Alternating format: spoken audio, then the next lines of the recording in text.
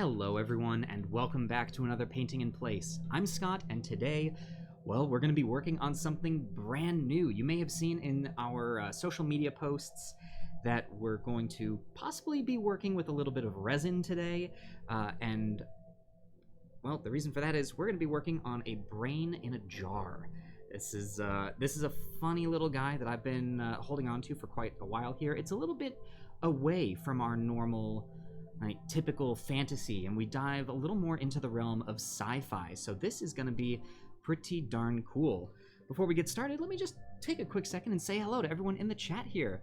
Let's see, Liquid Water, hello, how are you? Ben, our mod, great to see you, happy you're here. Shady Scott, hello. Zagmeister, great to see you as well. Also, Crandall95, wonderful to see you back, great to have you. Let's see here. My gosh, we're all painting a bunch of stuff, or we're all working on a bunch of stuff today. And yeah, painting the mother brain.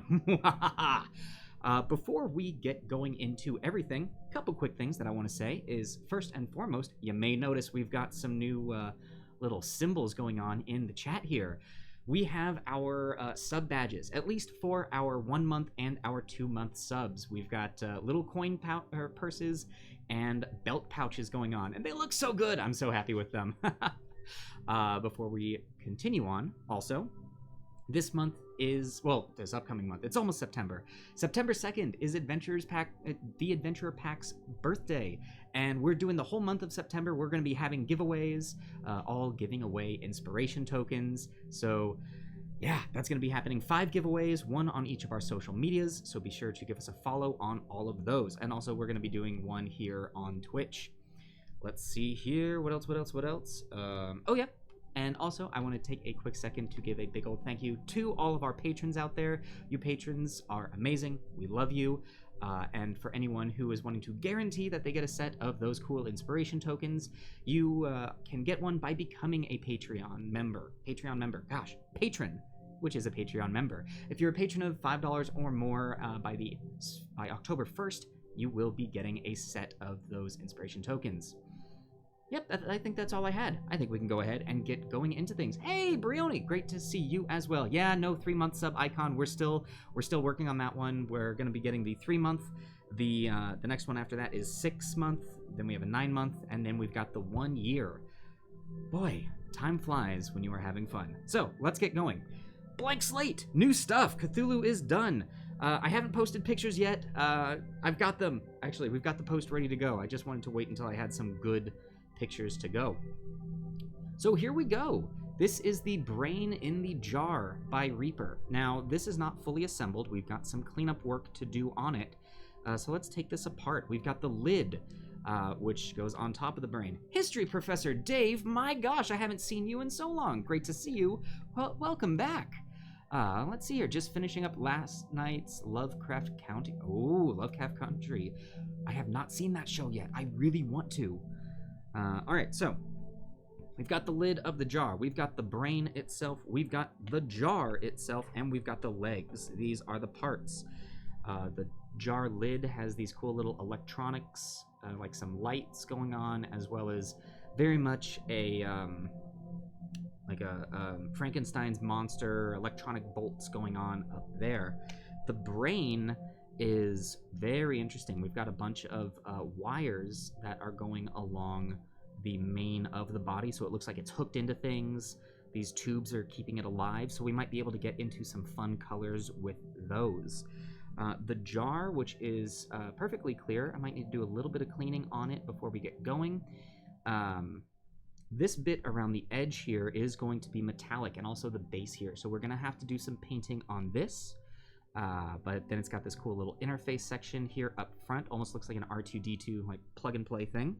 And then we've got the legs, which are these really cool like steampunk mechanical things going on. I really like this model because it does have a cyberpunk steampunk feel. So depending on how we paint this, it could look just as at home on a sci-fi table as much as a fantasy setting. So I think we're going to go for that sort of an aesthetic, that steampunky look. Also, I'm just a big fan of steampunk. Let's see here. Don't Don't have anything to work on. School is starting up soon. Yeah, schools are starting up soon, aren't they? Crom the Crusher, great to see you. He is in chat. Say hello, everyone. Gonna be crushing it. Now, before we get to work on the actual model, we do have some cleanup work to do. So we're gonna take our trusty X-Acto knife. We have a brand new blade on here, and we're going to get some of these mold lines up top. There's very little work to do, but there is just a wee bit. So as we keep going, steampunk is a vibe. It is 100% a vibe. Boy, howdy, I have so much steampunk stuff in my closet. Keep thinking of Irenicus's laboratory and the people in large jars. Oh, and Baldur's Gate 2. I don't think I've actually played that one. Irenicus. I'd like that. It feels like a take on Copernicus almost. But yeah, a bunch of brains in jars. Always a terrifying thing to have going on. Most disturbing part of the game. You know, I do enjoy disturbing my players. I like making them. I like making them safely uncomfortable. You know, there is that difference between making. There's a difference between making the character uncomfortable and like making the player uncomfortable and making them unsafe. And we want to make our players sometimes, not all the time, but sometimes feel uncomfortable, but never unsafe. And I think a brain in a jar is a great place to do that.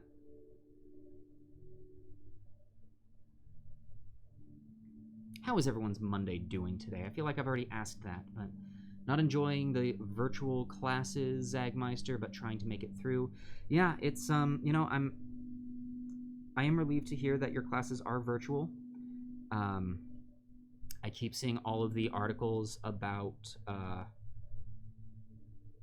you know, all of the new cases that are happening in schools, and my gosh, that just, it makes me nervous.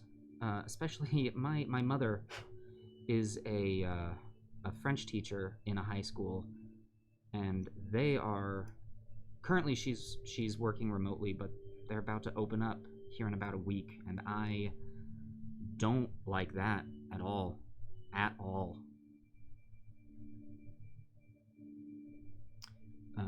The DM's responsibility to make sure that the players are uncomfortable. Yeah, I mean, to make sure that the players are uncomfortable, but also, you know, to make sure that the players are having a good time at their... What was it? My one rule when I really got started playing D&D was I wanted to make sure that my players were having fun. All of the other rules can go out the window, but as long as your players are having fun, you're doing a good job. You have in-person tomorrow, and your anxiety is just... Whoa. Liquid water, I completely understand. You know, I'm not going to say that I don't like people, but boy, there are a lot of people that I have thoughts about.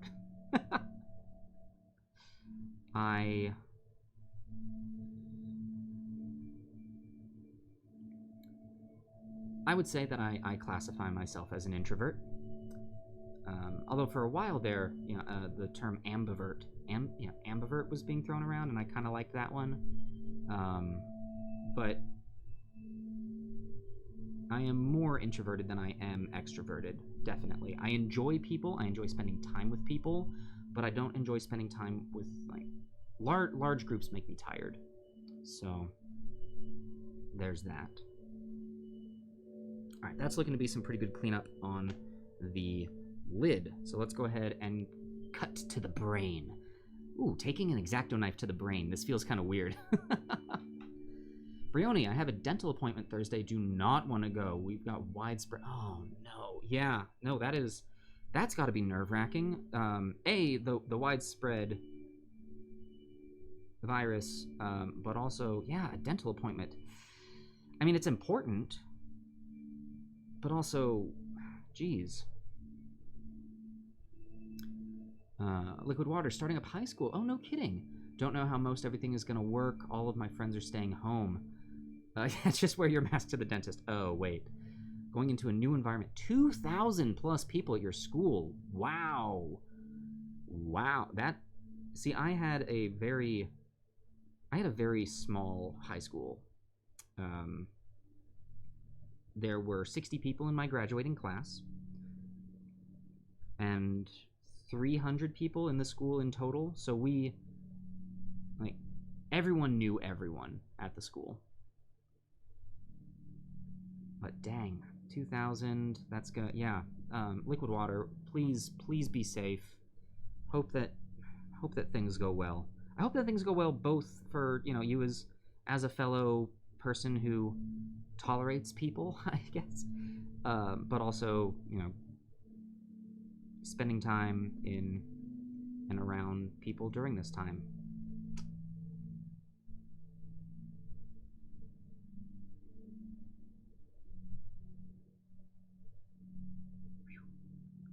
That's looking fairly good. There's not a lot to clean up on the brain, so that's nice. Oh, that brain stem is nasty. We're gonna have to look up some inspirational images or reference art to go off of. I don't think that there's any cleanup on the jar.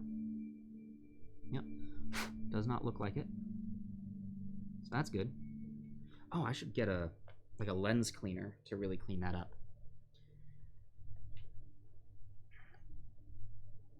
Oh, so the dentist ended up being super safe. Well, that's good. That's good to hear.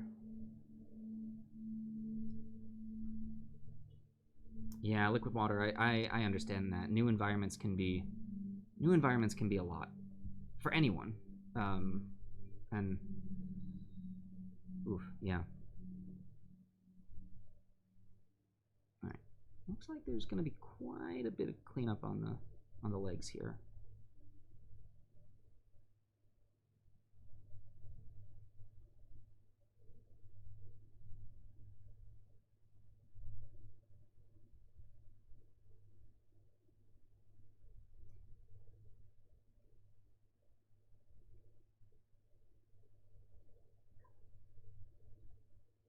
Yes, starting high school in, yeah, that's a pretty rough combo. You know, when we are older, we are gonna have some, we're gonna be that older generation that like sits down with all the kids during the holidays and like, let me tell you a story about the time that I survived the pandemic. It's over 200 days without going outside, without a mask. I forgot what people looked like. Couldn't hug anyone.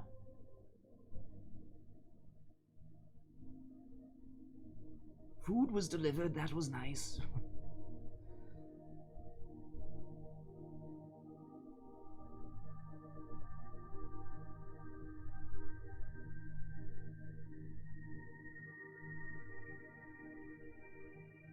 Boomer 2.0.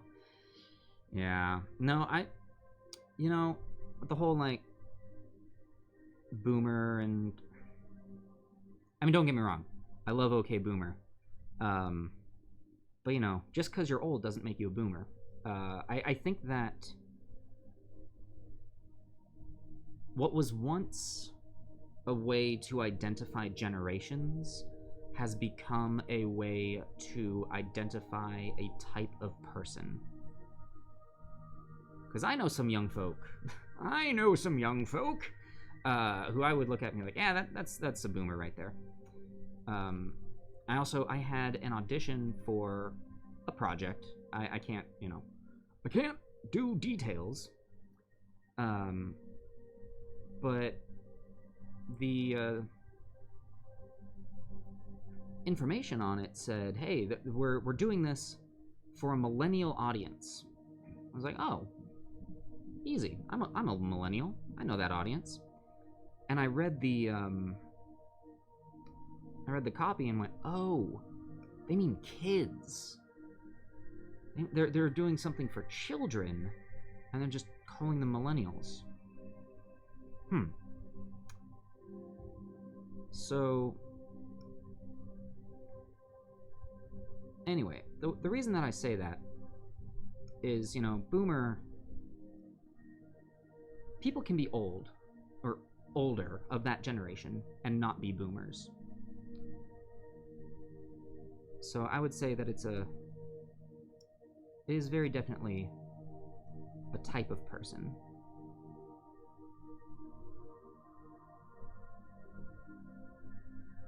Anyway, thank you for attending my TED Talk.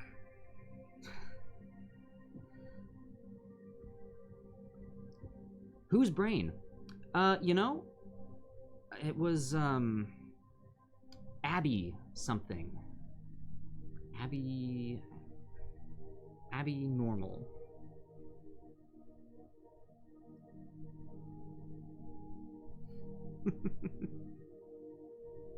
Yeah, Zagmeister. Abby Normal. Such a good movie. Such a good movie. God. Ooh, there's a lot more to clean. Oh, wow, I'm finding some of the sticky tack. So I've actually used this mini on a table.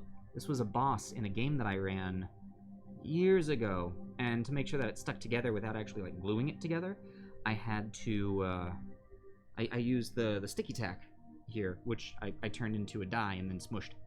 But I used the sticky tack to stick it all together. So I'm finding remnants of that. Oh, there we go. There's a good chunk.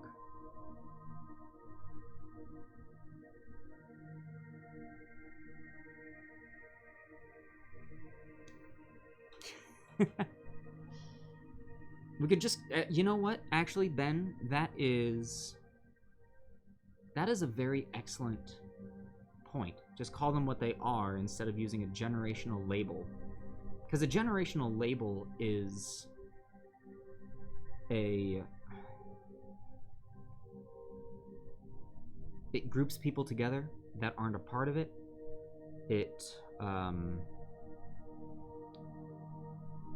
Honestly, it's dangerous. It's a way of making assumptions. And we're in a time right now where we do need to be very specific. And very specific, very articulate, and very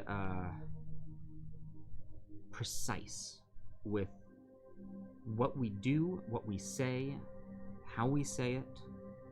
And I'm not saying this is a negative thing. I think this is a very good thing.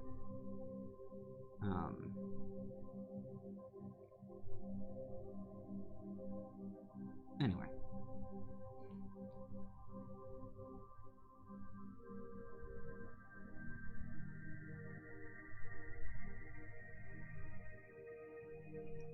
Alright, I think the legs are clean. Let me do one more quick pass.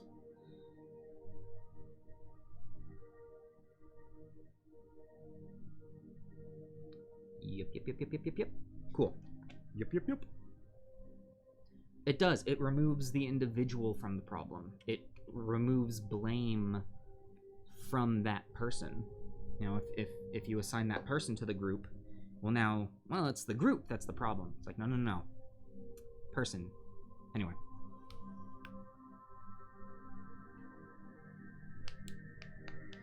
Oh, no, I agree. Like, okay, Boomer and Karen are...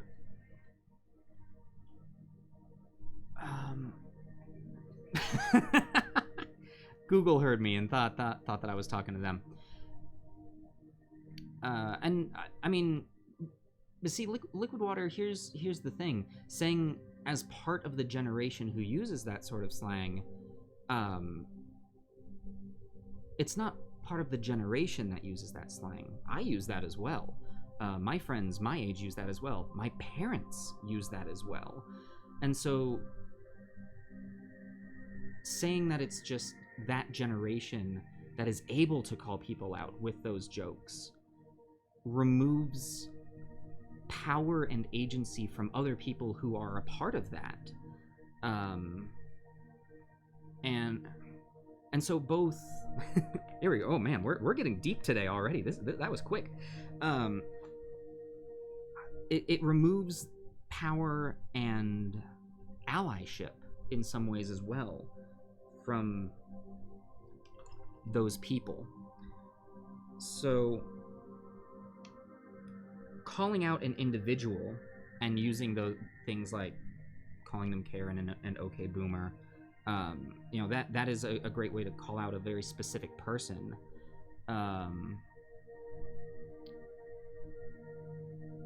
But it's... I guess what I'm trying to say is much like the Adventurers Pack, we need to find ways of working together and finding ways of coming together. And yeah. Sound like a millennial here. Not like it's a bad thing that I do. Well, I'm, like I said, technically, before we started using them as attacks and just as a way of identifying people, yeah, I am a millennial. I am in that generation. People forget that millennials are in their 30s and 40s right now. That's what the millennial generation is. Okay, so we've done some cleanup here. I think I'm gonna start with the brain, because the brain is going to be the brain's gonna be in the jar. So I'm going to... This might actually be a little harder than I was thinking. I think the cables are going to be the first thing that we do. And I don't want to do some like bright electronic cables, because that is going to immediately classify it as only sci-fi. I think that it is going to be like reds and blues. Those are insulated cables. So I'm thinking maybe coppers, maybe some silvers. Ooh, silvers and grays. That could be interesting. So let's bring out... What's been some... Oh, I had a great silver that I'd just been using. We just used it on this. Where was that? Did I put that back here?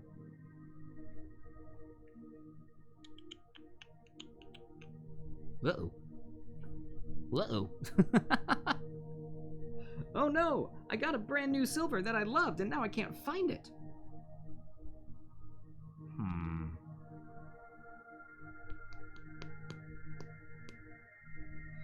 Alright, well, time for me to just start pulling them out.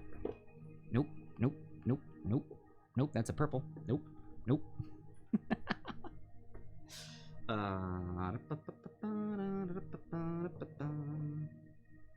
It was one of you.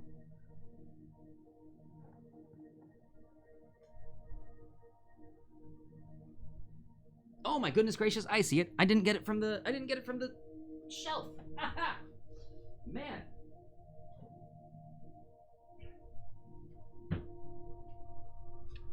More paint. Okay. Cool. All right. So I like this ghost gray, and then yeah, I think a nice bronze one in there. Now I've got metallic bronzes, but these have some glitter to them. But I'm not really a huge fan of how they turn out. So I think we're gonna do a non-metallic way of doing that. So that's gonna be like an orange that we can dull down.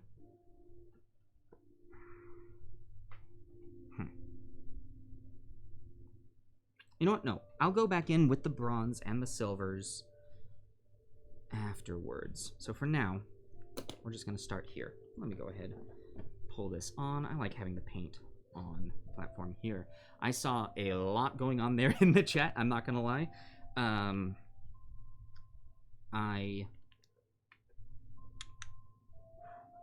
mean, I could go back and read it. I feel as though I'm going to allow you guys in the chat to chat about that. Just because, boy howdy, we do have to get to painting, you know? Oh, and actually, I was going to try out... A good friend of mine gifted me some new brushes. A nice big old pack. Oh, hey, Oddfawn, great to see you. big old pack of detail brushes, and I wanted to try these out and see what I thought.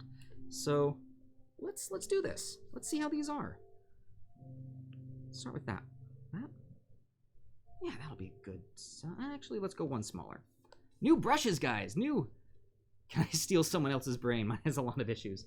Yeah, I think eventually we're gonna have like 4 or 5 in jars, so you can have your pick. I don't know how to,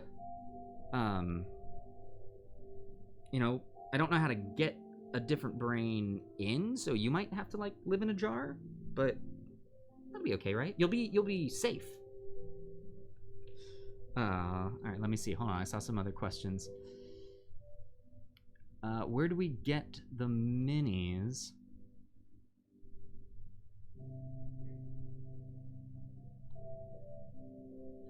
Yeah, so I get my minis from... I'm very lucky in that there's a great local store called Emerald Knight that I am a good fan of, and good friends with the owner.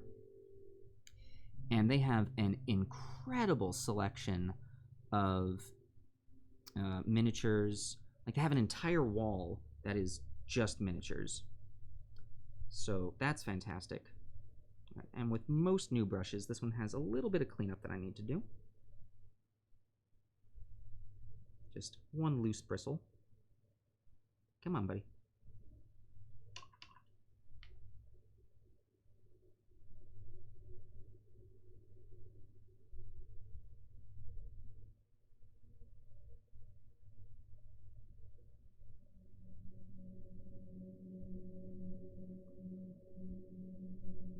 Come on, buddy.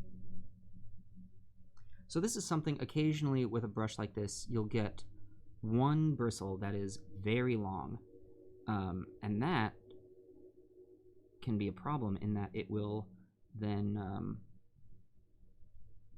you can't get the brush to a point.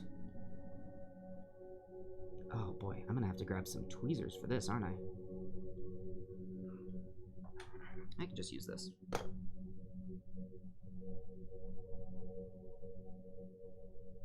There we go. You know, it's very important that we get our brush to a point, because if it's not at a point, we can't do the detail work that we need to do. Liquid Water, gotta peace out, gotta shower and prep for some stuff. Well, Liquid Water, thank you so much for dropping by. I hope that everything, I hope that school goes well tomorrow. I really do. Please stay safe. Let us know how it goes. And until then, yeah, keep that brain in the jar that is your head. The heck was that I just said?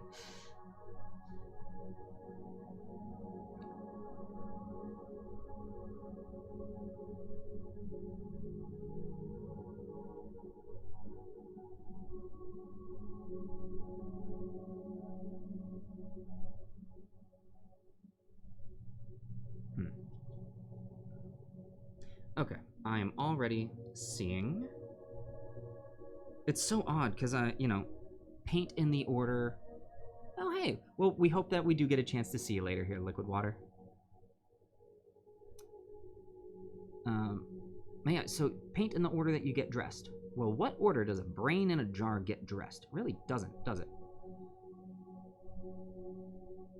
So, right now I'm painting the top of these wires. You know, I am thinking that all of the wires will end up being copper. So, we're gonna let that dry for a little bit. While that's drying,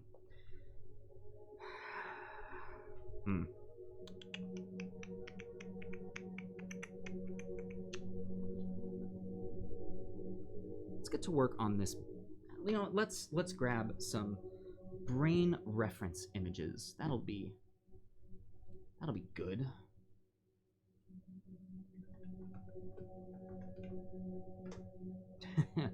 Image search for a healthy brain. Ooh.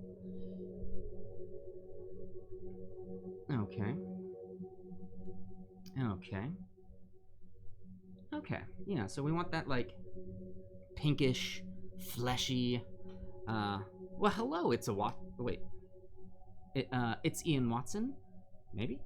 I'm gonna go with that. Hi, welcome to the Adventures Pack. We are painting a brain in a jar, and it is off to a start. We're going for like a steampunky vibe. But yeah, I've got a nice fleshy pink color here. Nope, not that. Guys, I had such great organization going on. Here we go, brown rose. This is a nice kind of fleshy color. I think if we do this within a red wash on top of that for the shading, that's gonna look really cool. All right, so that's gonna be the color of the brain. I think in order to move forward, man, I really don't want to start with the... Let's do it. Let's start with the copper or the bronze.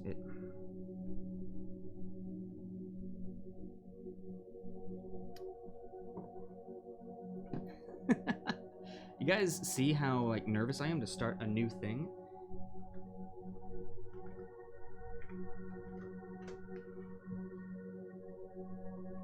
All right. Yeah, so like a dull... Do I have a nice... I really don't have a nice copper orange. I've got a scarlet. Is that really the closest that I have to copper? I've got mythic orange, which... Wow. Well, folks, we've found a place where I am lacking in color. I don't have a good copper color. I've got a metallic bronze, a gold.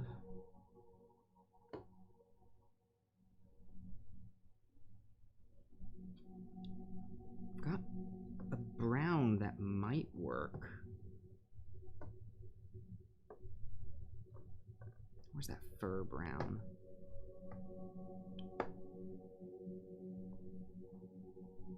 Desert, no, that's not gonna... Ooh, ooh, okay, okay, closer, closer, basilisk brown, that could be good. I'm supposed to be a painting master today. Well, now, hold on, I never said that, I never said that. I constantly say I'm just a guy with a camera who's painting. You're the weirdos who showed up to watch.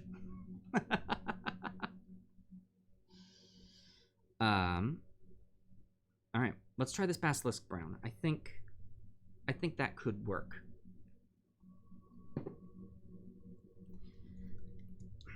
I could mix it. Again, I am so hesitant to use metallics because they get glitter everywhere.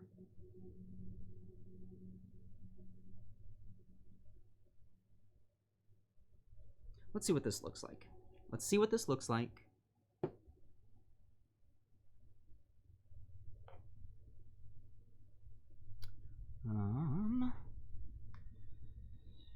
Well, so Watson, we like to try and be as relaxing as possible here. You know, we like to relax, we like to paint. The Adventures Pack is an incredibly open and welcoming environment to all.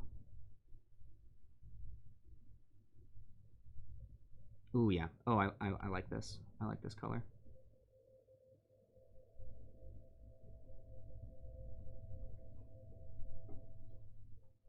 Let's try adding...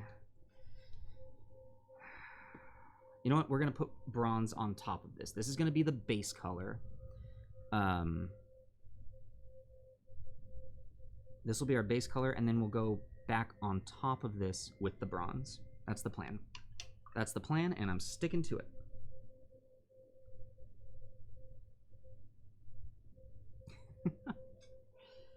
Odd Fawn, here to hype me up for painting the... Yes! Okay, Odd Fawn, I saw the models in the Discord. I didn't comment, but, you know, you're here now, so I can talk to you. Those look fantastic. I am so excited to see how they turn out, and I'm not gonna lie, I'm a little jealous. Those are some really cool looking models. I might have to go and pick up a set for myself. So What I'm going to say is, you've got this. You 100% have this. I believe in you, and I cannot wait to see what you do with them.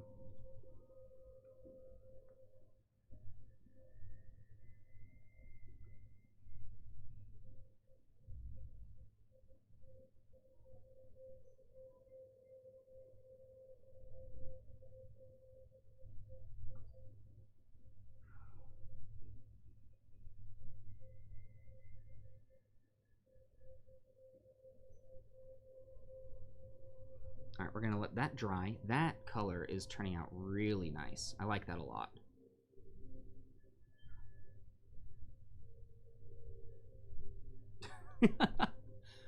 Wait, what?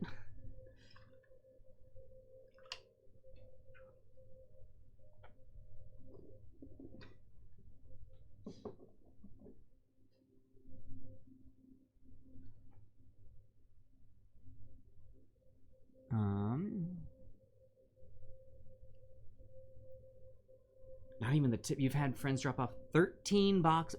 Wow. Wow. Okay. Wow. Yeah. No. You've I hope you've got a clear schedule laid out, because that's gonna be a lot of painting that you've got ahead of yourself. Oof. Boy, howdy. Best of luck. All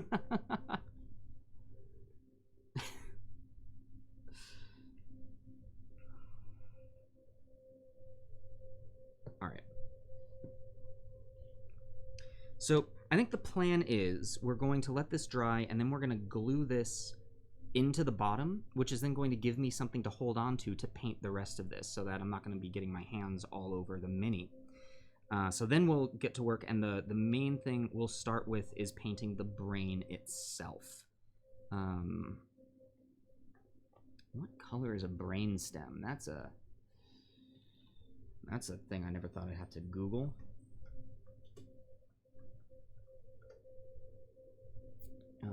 No, I don't want like diagrams. I want like an actual picture. Yeah, here we go. Real brainstem. Ugh.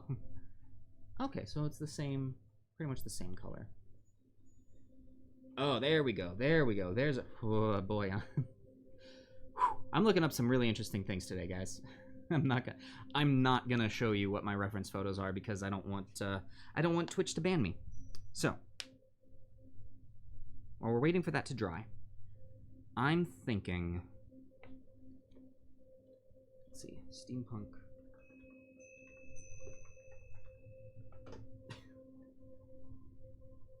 Yeah, steampunk machines. We're going like silvers, brass. God, so many metallics that I have to get around. But yeah, like that steel look. Okay, so like a light gray. Ghost gray, is that going to be too much to go with?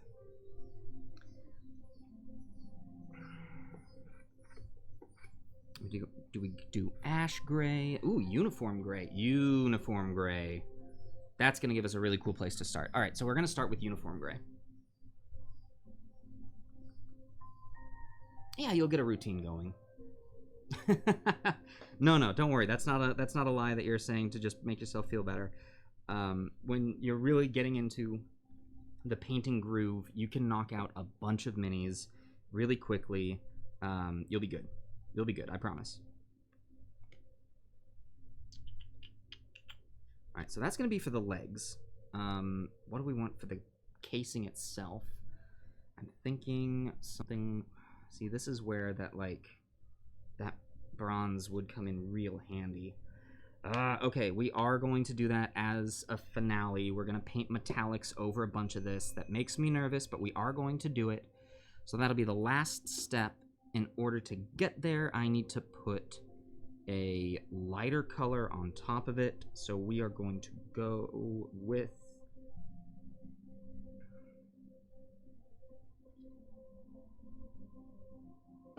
leather brown. Okay, that's it. We gotta work this up in layers, folks.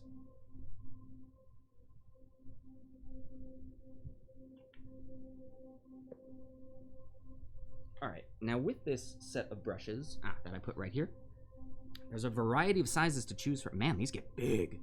Let's go ahead and grab this one. That's a number 2. Perfect. Let's go ahead and clean that off.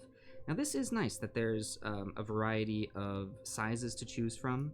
I know I've said in the past that I think you can do all of your work with a single brush. I typically use a number 1, a number 2, which this is as well, is very popular. The gentleman who taught me painting uses this on everything that he paints.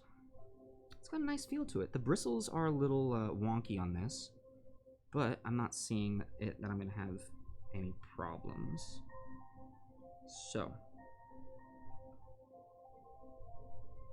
start with this brown. Using this larger brush is nice. It means that we are going to get a wide range of... We're going to be able to cover more ground faster.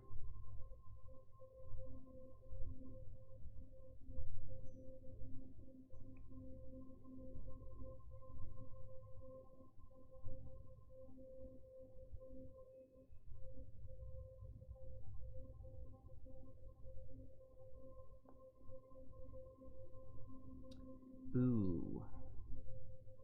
Ooh. That's a problem I didn't even think of. The first color that we put down, you're going to see on the bottom. Crap. Crap. So I don't want a brown on there. Oh no. Oh no. Guys, this is actually becoming a lot more complicated than I originally anticipated. Like, by a lot. Here I was going, we're going to do a very simple model. It'll be cool. Brain in a jar. What could possibly go wrong? I've been wanting to do this one for years now. And now, oof. Guys.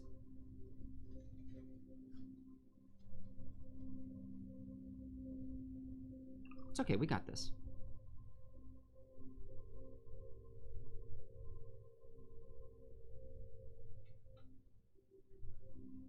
We're learning. I am learning. You are learning with me. We're learning together.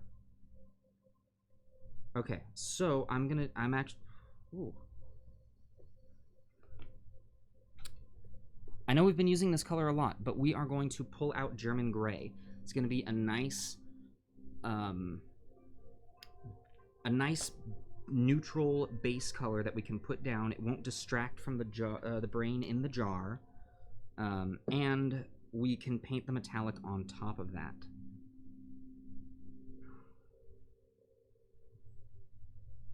There we go, and here we go.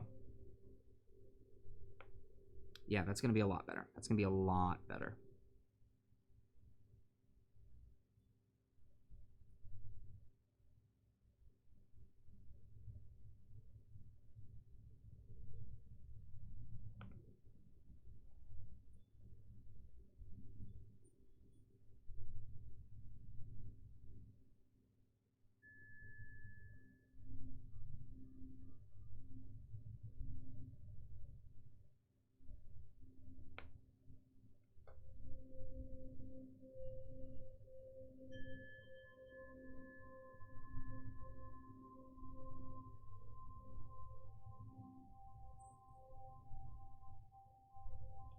Who knew that painting in transparents would be so complicated?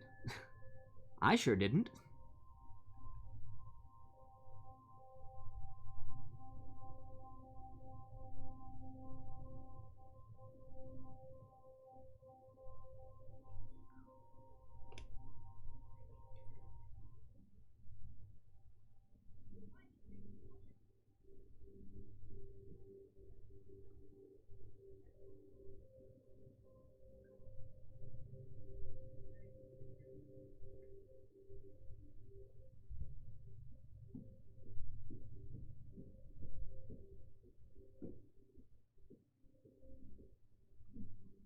There we go. Oh, that's looking good.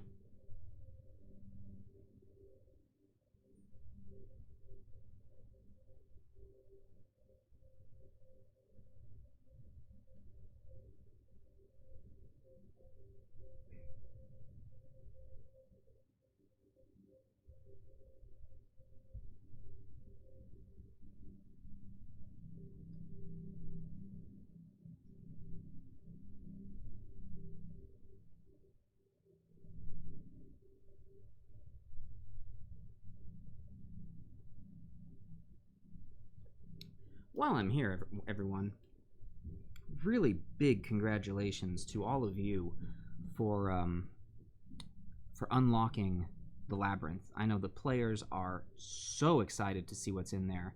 I am thrilled that it happened. There was a little while there that I was not sure if it was going to happen or not. So, congrats. Well done. I am looking forward to Friday.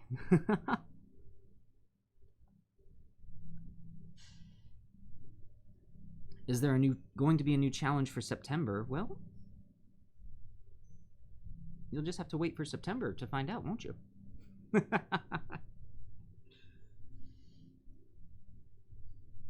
Don't worry. Don't worry, RJ. I can't imagine that they're going to complete the labyrinth in one day. You'll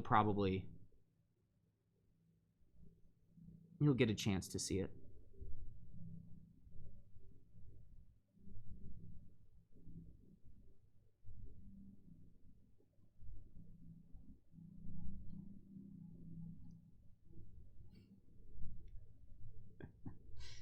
All right.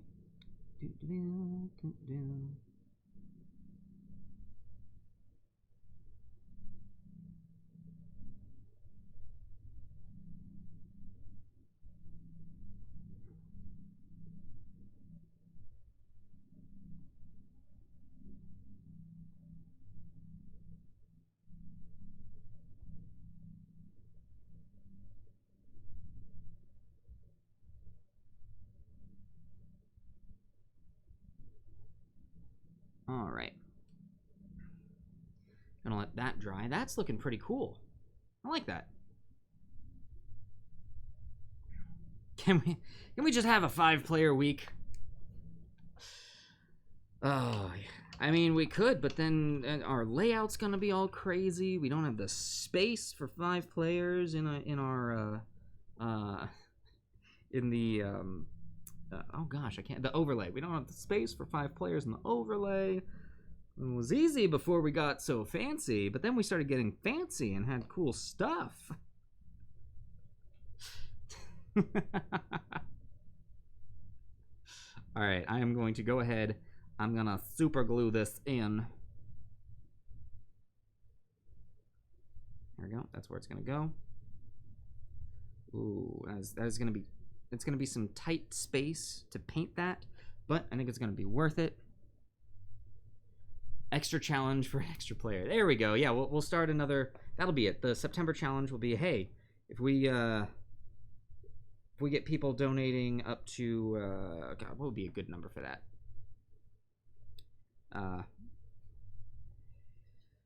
250, 300,000 inspiration points.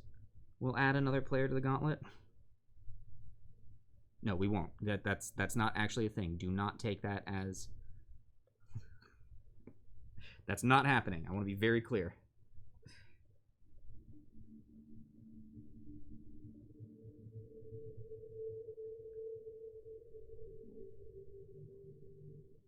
Okay. So we're going to let that dry. God, I keep doing that. I'm sorry. You got to listen to my crunching of my fingers. All right. So here's the deal. We have to wait for these to dry for a little while before we can do anything else. So, luckily for you all, I've got this community project that we all worked on together. So let's go ahead and just add some blood to this, you know? This is why I have this, so that even when we're waiting on stuff to dry, we can actually do things. Alright, so it's looking pretty good. I think that it needs some highlighting. What color did we use for this? We used a dark gray. Did we use German gray? I think we used German gray for this. I didn't write down the notes for this piece, so I don't really remember it.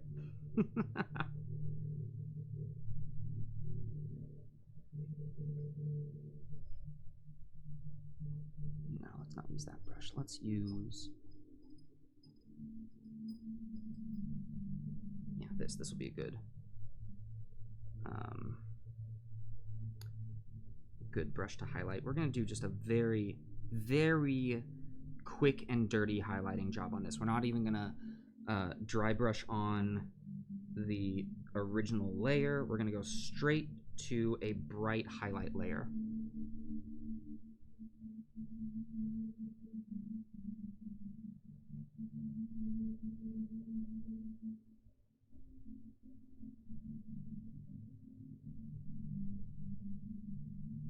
Oh yeah, that's making that pop.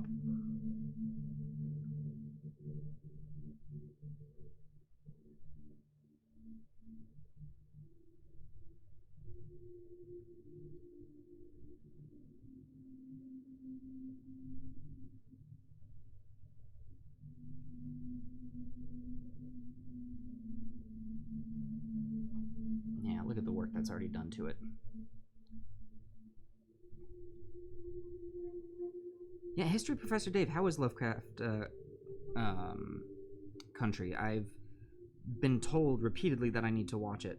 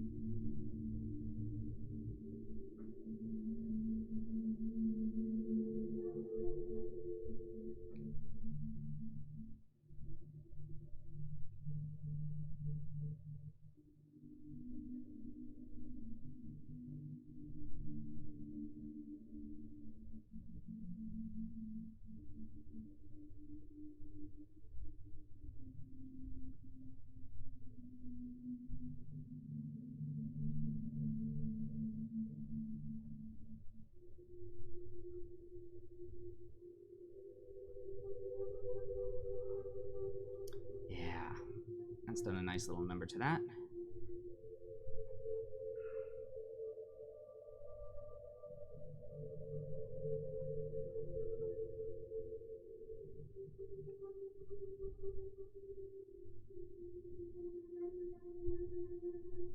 We'll use this really light gray up here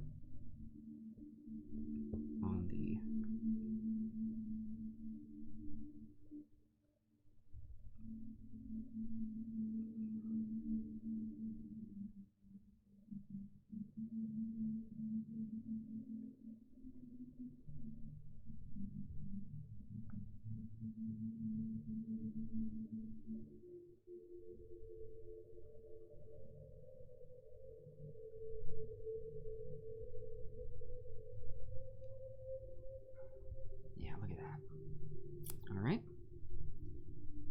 Oh, yep, Ben, gotta run off. We miss you already. I hope your stream goes well, and hey, maybe we'll be by afterwards to check you out.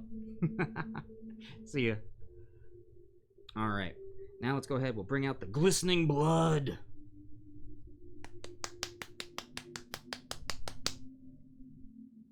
So, the glistening blood effect. I have not worked a lot with this in the past.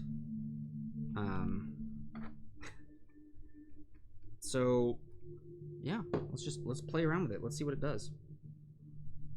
I don't think, yeah, we're not supposed to water it down. It's very gloopy globby. So let's place some blood around on here.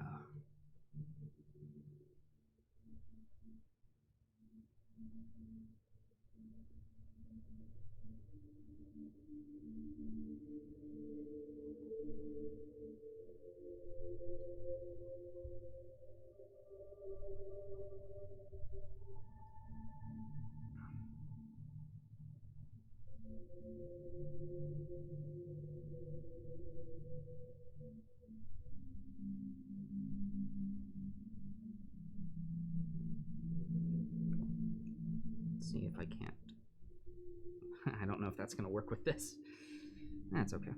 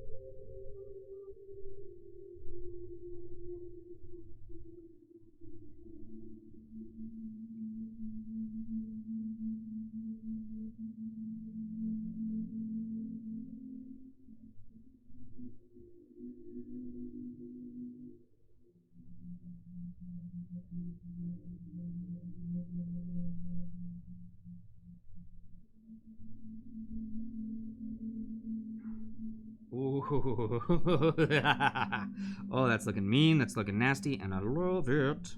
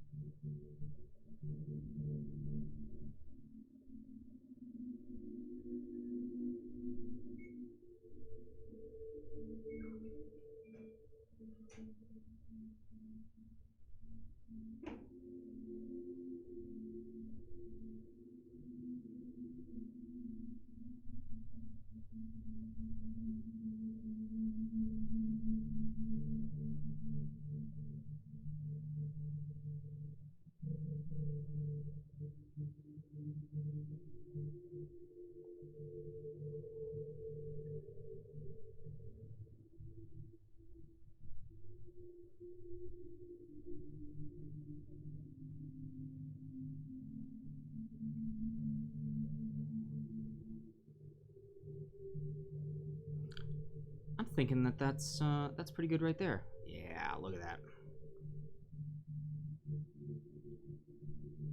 Nice. All right, hold on. Let me.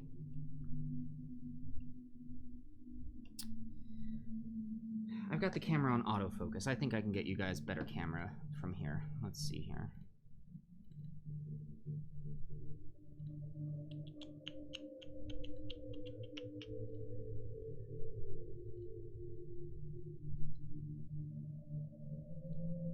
Had to do this in the past.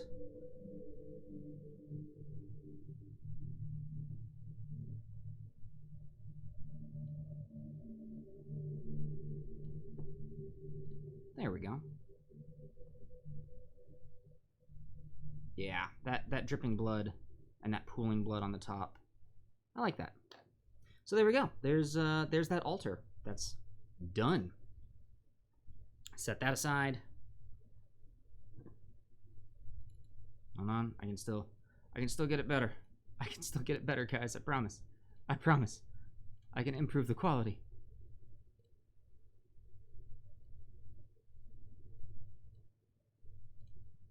All right, there we go. So now, our brain in a jar is it's fairly dry. The inside is looking okay. I think it needs another coat. But the most important thing is the brain itself is ready to be painted. So let's go ahead and with our number 2 brush, get some of this brown rose onto the brain. History Professor Dave, finish some Dark Elves. Oh yes, please do post those in the Discord. I would love to see those. Ooh, there's some nastiness going on the inside of that.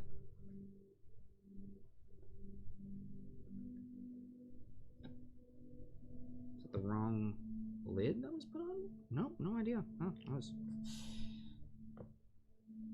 always important to make sure you put the same lid on the paint that you're using. You don't want to mix lids up. That'll get weird.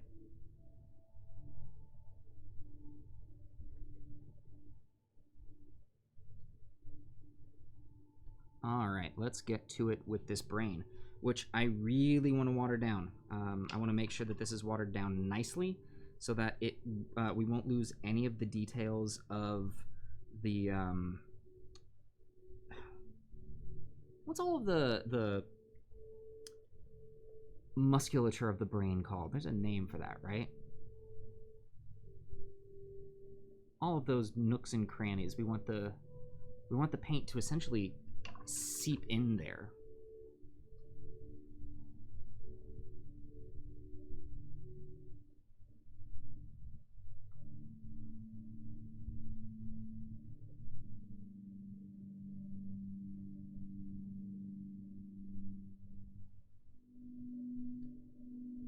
brain folds, mind loops. I like both of those.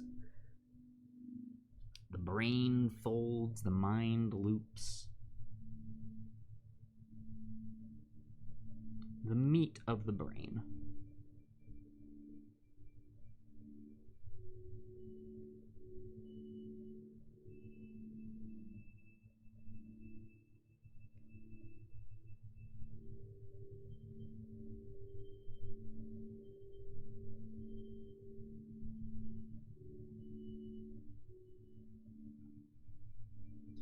And this is also likely going to be something that we have to do a couple of passes on, because Reaper is fairly notorious for paint not wanting to stick to it.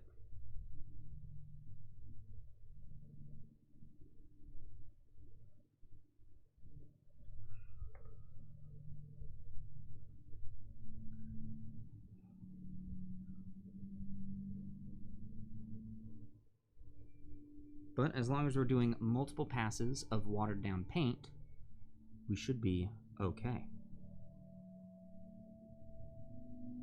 If we were doing multiple passes of really thick paint, well, we'd have a problem. I wonder if airbrushing this would have been simpler.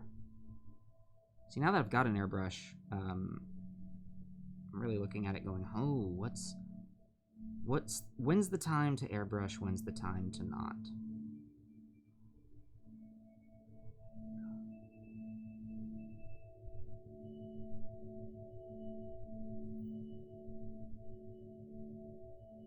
This pink is a little unnerving, and I like it.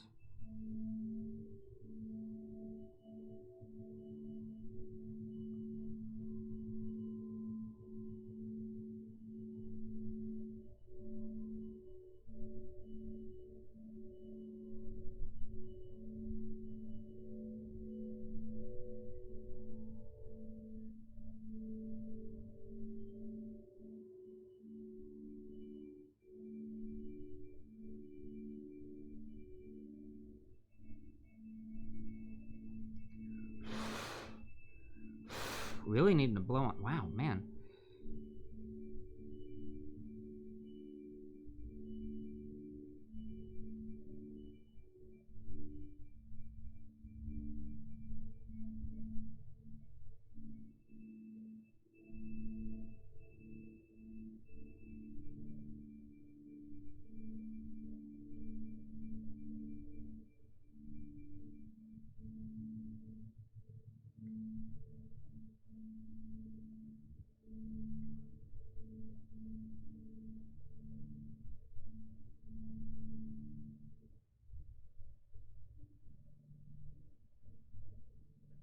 All right, let's let that dry a little bit.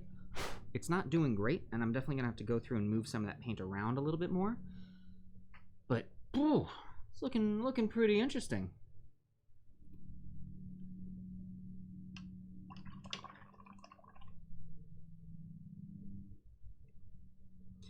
And here's the thing, now that we've got this going on, we've got this in multiple parts, so we can really jump from one to the other to the other to the other. And that's, as one is drying, we can work on the next one. Hey, Manic Pixie wait, what is it that's what she said that I said? What?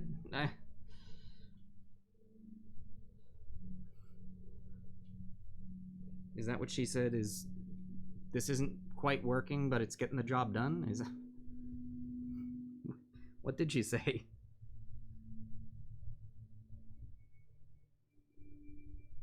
I mean, let's be honest. Everything I say is that that's what she said. Or that's what he said.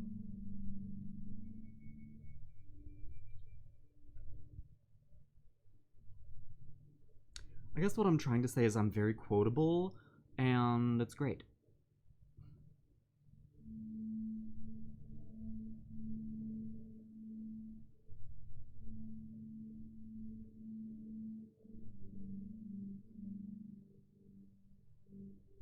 Oh, just keep blowing.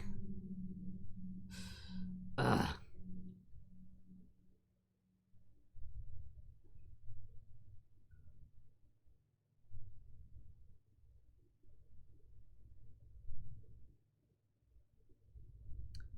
why I can't take any of you anywhere nice.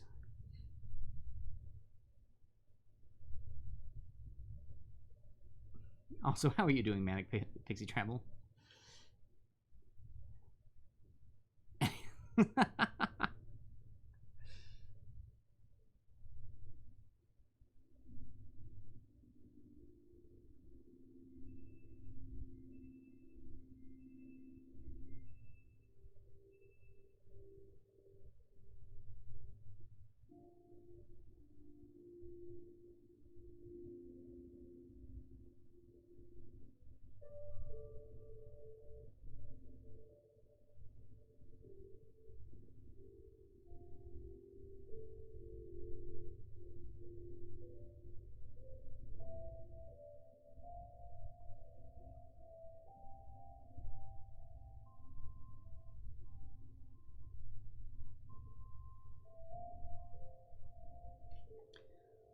Ugh.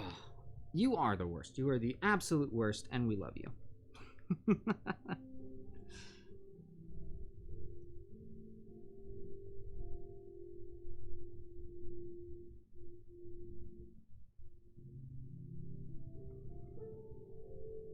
Alright, there we go. That should tide us over. I'm gonna get the top of that, though.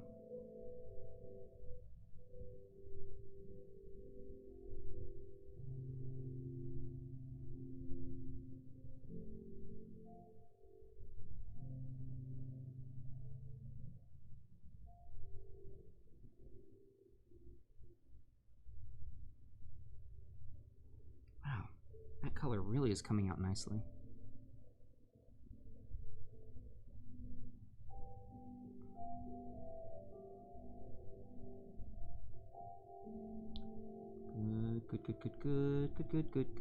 Good. Oop, kind of good. There we go, good.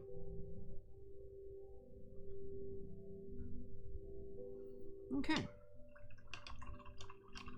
There's that, and I think here soon that's going to then be ready for us to glue the legs on. So that'll be good. So let's revisit our brain in the jar here, or the brain portion of the brain in the jar. Let's move some of this paint around so that it doesn't pool.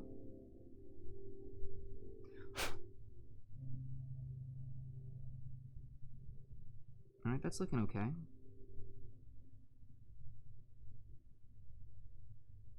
Yeah. That's looking alright. Still have to wait for that layer to dry a little bit more.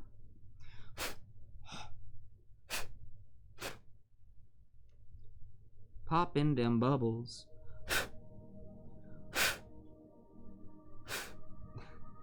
Hopefully I'm not doing that right at the microphone. I should do that off to the side, shouldn't I? Alright, let's let you rest there. Alright, so with all that done, we got the jar that's drying. We got the legs that we really can't start on until they're attached, I think, maybe.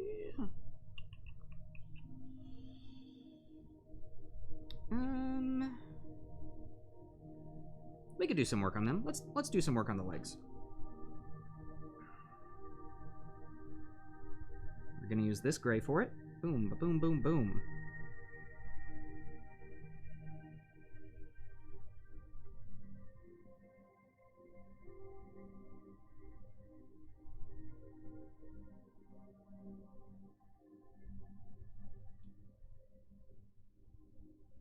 Oh, that's why I'm blocking the light. Mrr.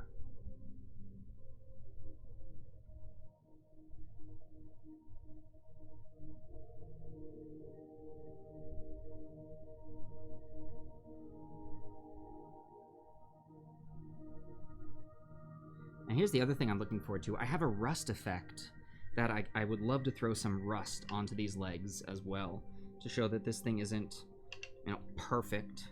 It is kind of beat up. It's seen some better days, but it's still around, you know? like a lot of us.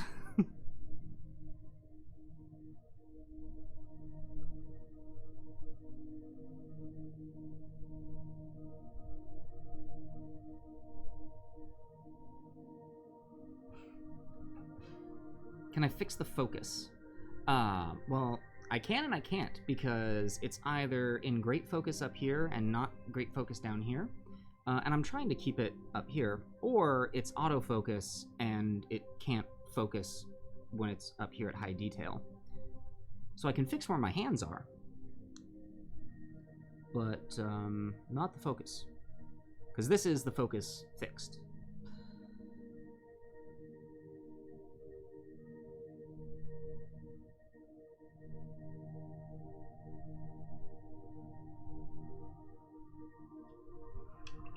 Eventually, we'll get a better camera that will actually let me put lenses on it. But that is a ways down on our list of things that we would like to get.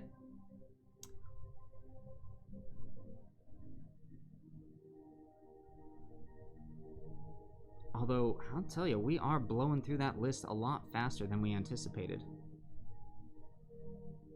That's thanks to you all.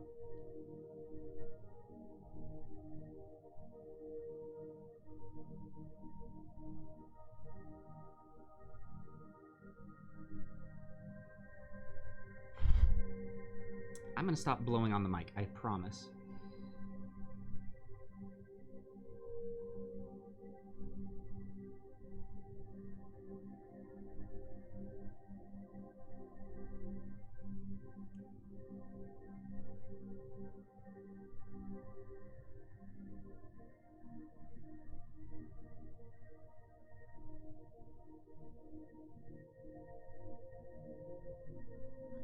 There's a place where the sculpt is not good at all. You can see here, there's just a bunch of bad detail going on in that gear. So that is an example of something we could take the time and clean it up and try and get it as perfect as possible, or we could accept that there's an imperfection in the mold and use that as one of the places where we're going to put some rust on it. So kind of like what we did with the cart, is find places of imperfect sculpting and work with them.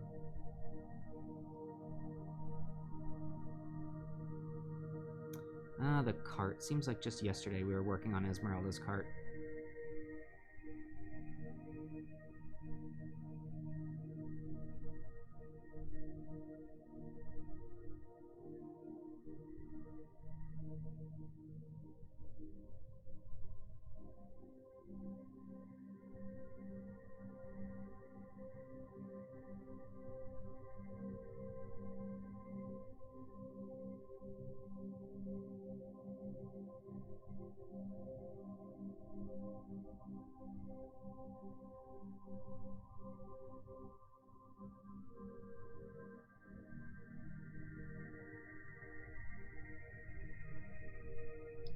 Alrighty.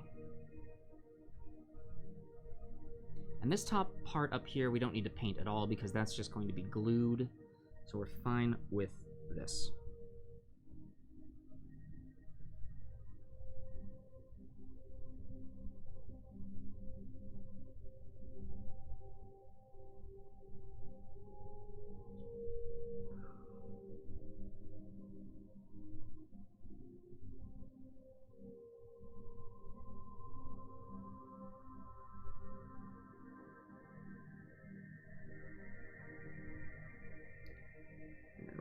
There we go.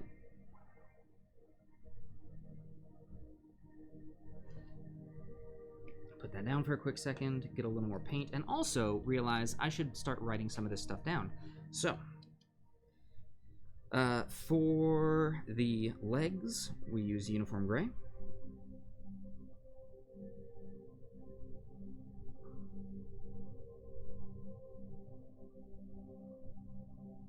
For the case, we used German gray. For brain, we are using brown rose. And for the copper bits, we're using basilisk brown.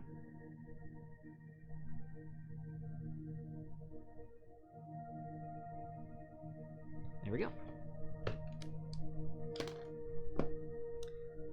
So let's get some more of that uniform gray back out.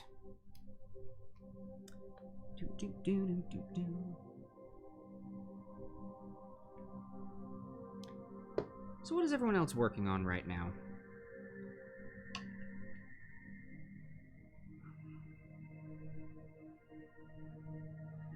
Do we have anyone painting along at home? Do we have people just, Oh, right, Carrie, you are editing pictures for your client. Nice. Is this, how recent of a gig was this?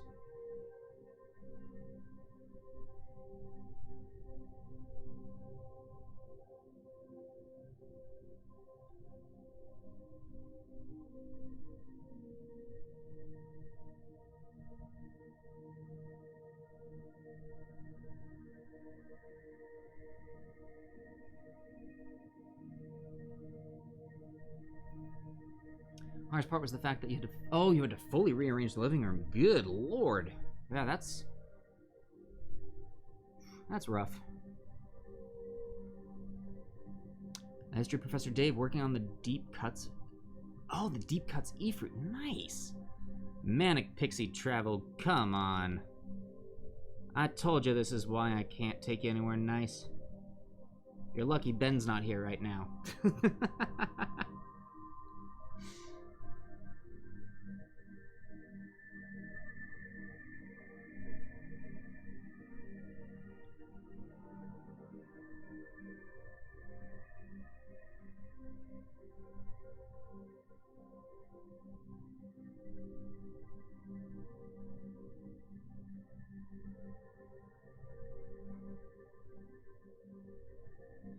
Okay, I'll leave that there for now. And time to come back to the brain, 'cause the brain is on my mind.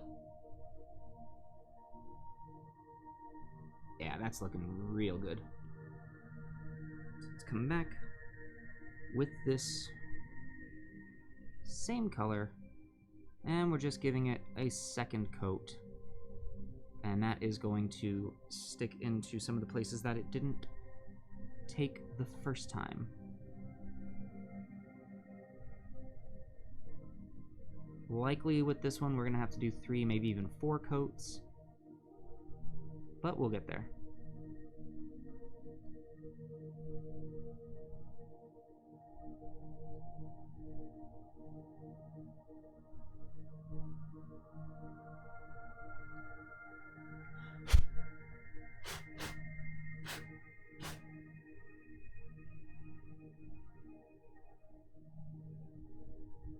Brioni knitting a knee-length sock while watching. Very nice. I didn't know you knit. That's awesome.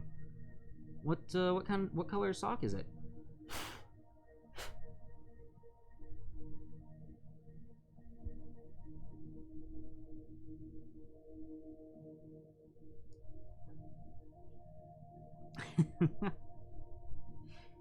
Horror movie watch party later. You know, there is a way that we can technically do a watch party on Twitch.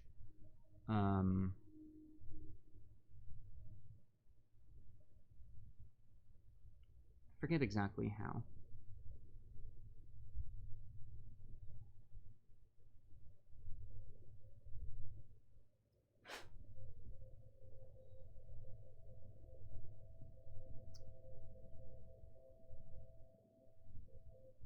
Also, Manic Pixie Travel, any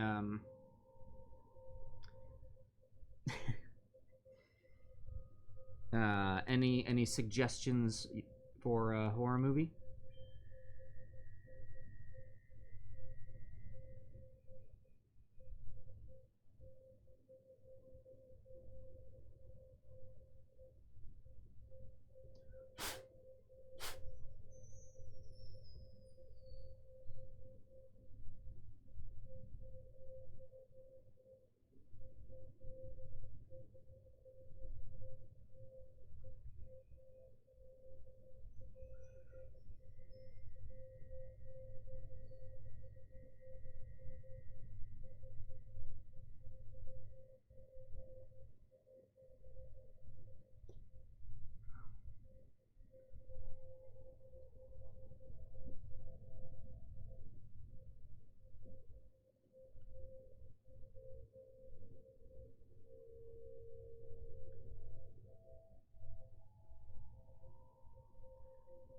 Alright, that brain's coming along. Stephanie. I haven't even heard of that one.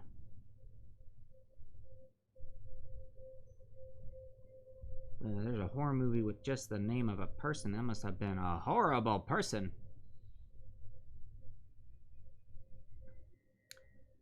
What is that? Slasher?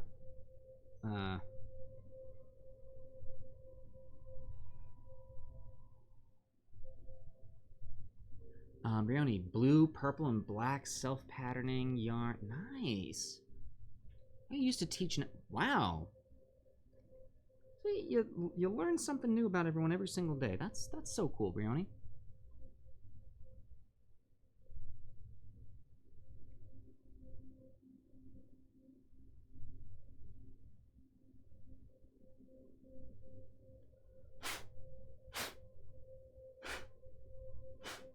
Alright, we're gonna let that pass dry, but that is looking pretty gnarly. I'm happy with how that's turning out. Hey, Kidson, hello. How are you? Great to see you again. Welcome back. I hope that you're you've been doing tournaments in the mornings, right?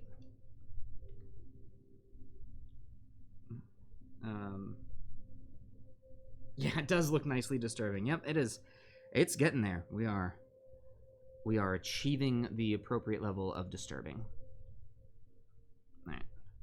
And just a little more to do in here. And actually, let me test something out.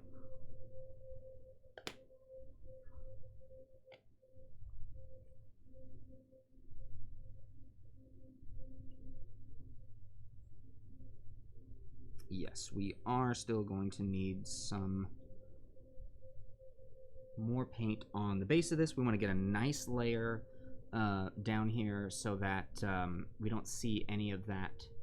I don't know if you can see that nicely or not, but light is passing through the bottom of that there, and we want to make sure all of that is non-existent. So that is going to be another dark pass on the German gray. After I make sure the brush is clean.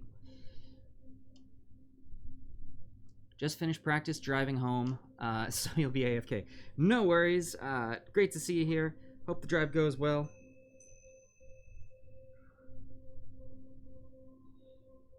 Boom, boom, boom. Hopefully we just need to do one, maybe two more coats of this.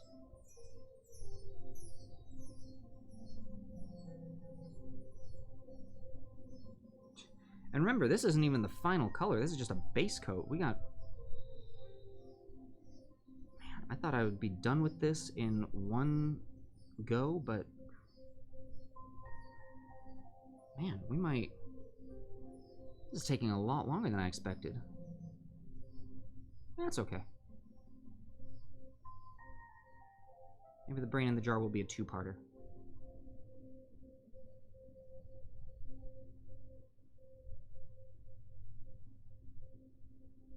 Right here, what?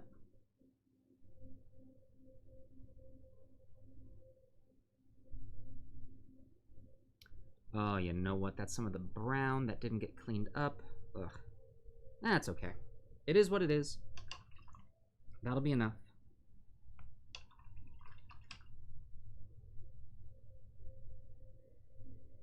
So we'll let that dry. We got the brain drying. We got the legs drying.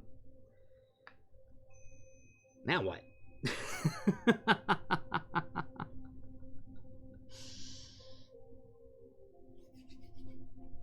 Let's see here. Got another piece. Crystals? Well, I do have one other piece. It's incredibly boring. At least it's boring right now. It looks like, well, just a disc. This was a 3D printed fountain. This was one of the first things that I really 3D printed, thinking, I shall experiment with that and try that. But today, I will say one of the things we're going to do is we're going to put some resin in the jar that is holding the brain, so it looks like it has some liquid in there. So I've got this clear casting resin epoxy that we're going to use. And I was thinking, well, now would be a good time to put some actual water in this fountain. So I think this has just been primed.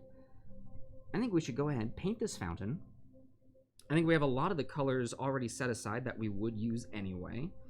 So let's just do this. Let's use this, this gray here, which is a very similar gray to the color that it was already painted, but so what?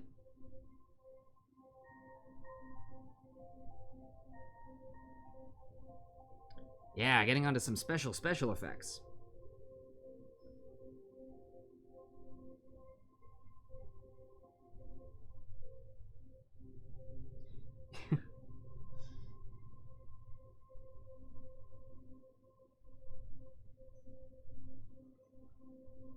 Now, some of you might be wondering, Scott, why are you painting that a gray that is so similar? Why not just leave it as it is?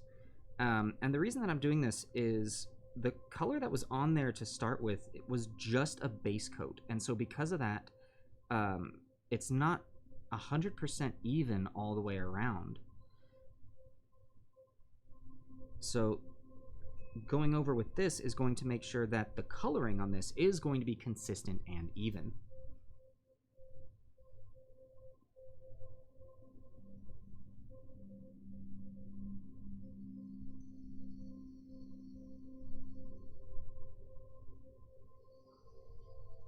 Now, I will also admit I have zero ideas for things with this fountain. It's such a simple design.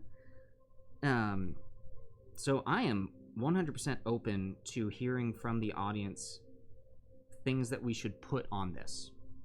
What are some things that we could do that might make it look a little more interesting? Now, I will say I'm not going to do like hand-painted filigree all around the edge of it, just because I think that would take way too long.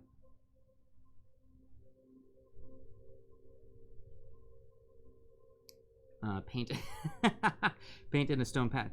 Zagmeister is as if I was just saying it. Uniform gray. Well, I suppose. I suppose I could do like a simple design all the way around, even if it was just every once in a while putting a line down. You know, even that, something as simple as that would be good.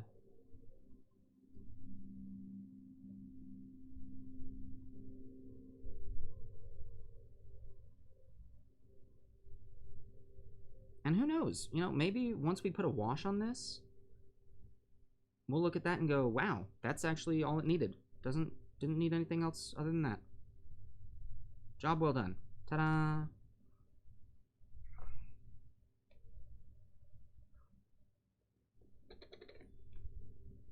Now, for the interior of this, I am going to do, rather than the simple gray, I'm going to do the edges in that gray, but then I'm going to do a,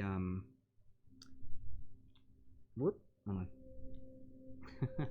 I'm going to do a coat in kind of a lighter blue-gray in the hopes that that will add some effect of the water itself. So it'll, once the water is poured, it will look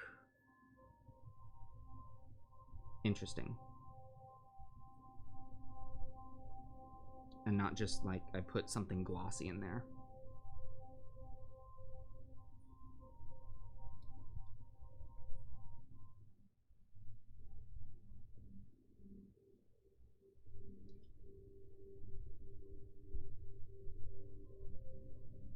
Anyhow, we're just doing this while our main pieces dry. Trying to have a lot of things lined up and ready to go. I gotta keep you all entertained, right? Because as soon as I'm not entertaining, the world falls apart.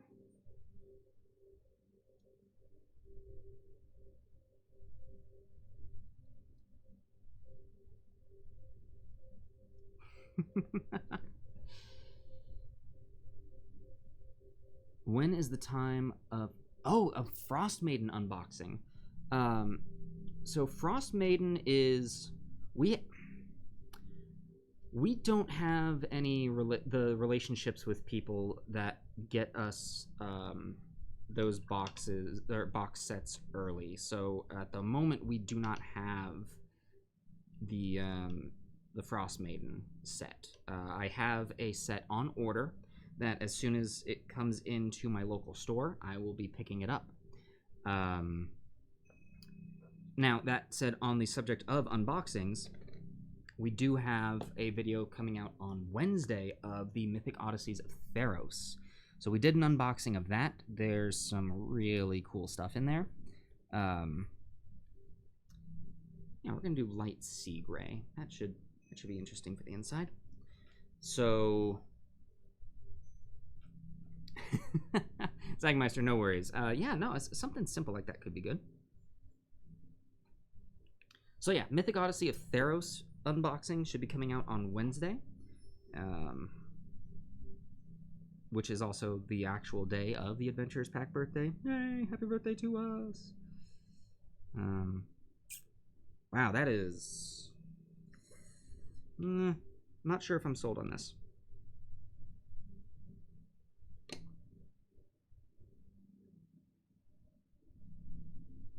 Yeah, that's really bright. I put a little bit of blue in with that, like a deep blue. Oh yeah, Theros, yes, so Wednesday. It'll be out on Wednesday. Unless something goes horribly wrong.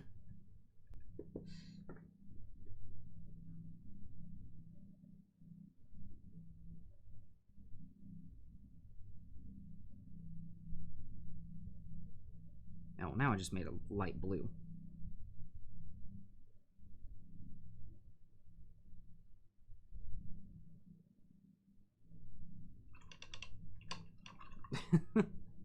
No, don't like that at all. Alright, well, we're on the subject of mixing paints, so let's throw some German gray in there. Try and darken that up a little bit more.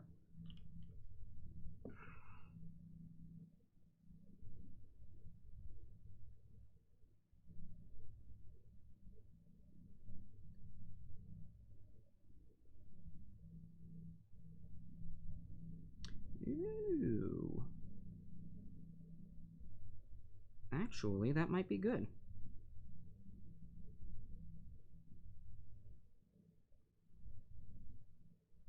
Yep, let's try that. Yeah, that is the exact color that I was envisioning. Perfect. Let me fix this focus here because...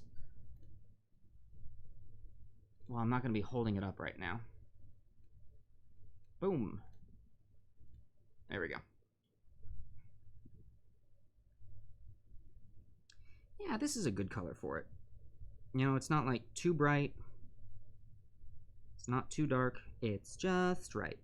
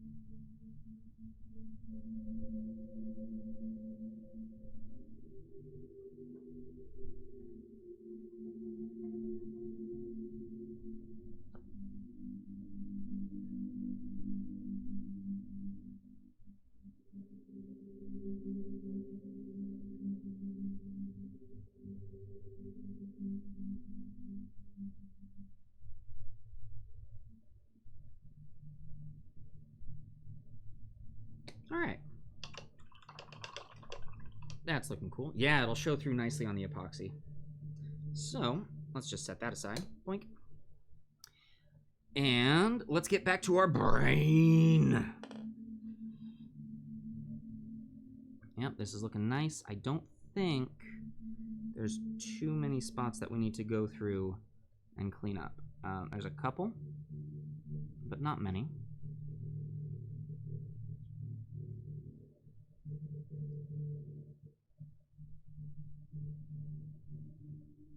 So here's my goal. I have resigned to using metallics. It's gonna happen. We're gonna use metallics on this. So I need to get as much done without metallics so that I don't need to use that cleaning water anymore. Also, let me close that up.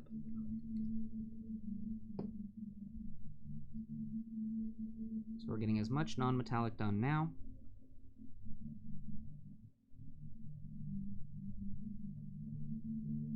And I think we're pretty darn close. There's a big old mass of wires right there.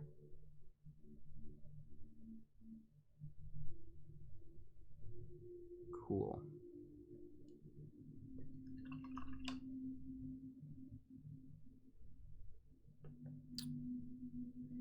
Alright, brain is pretty much dry.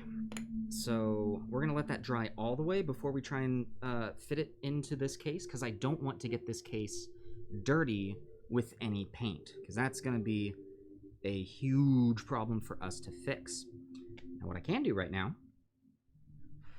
do a little more blowing. Manic Pixie Travel, I hear you. Don't. I hear that typing. I hear the clickety-clackety of your keys.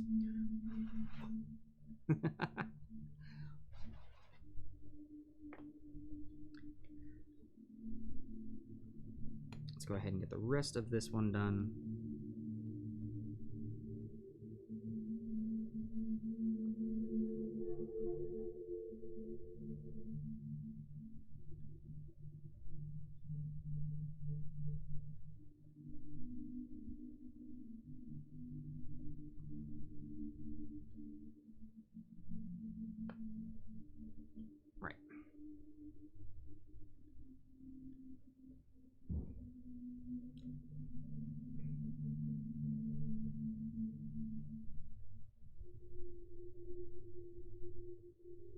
Oh man, I have not been doing any self-care during this. Dang, Carrie. Still at 30K. That is amazing. I mean, yeah, our players are going to be at a pretty high inspiration. There's no getting around that.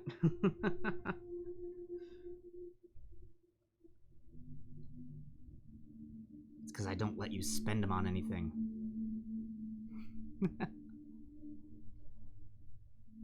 We'll add some things in. We'll add in like the ability to edit emojis and all that. We'll give you something to spend it on. Don't worry. Don't you worry.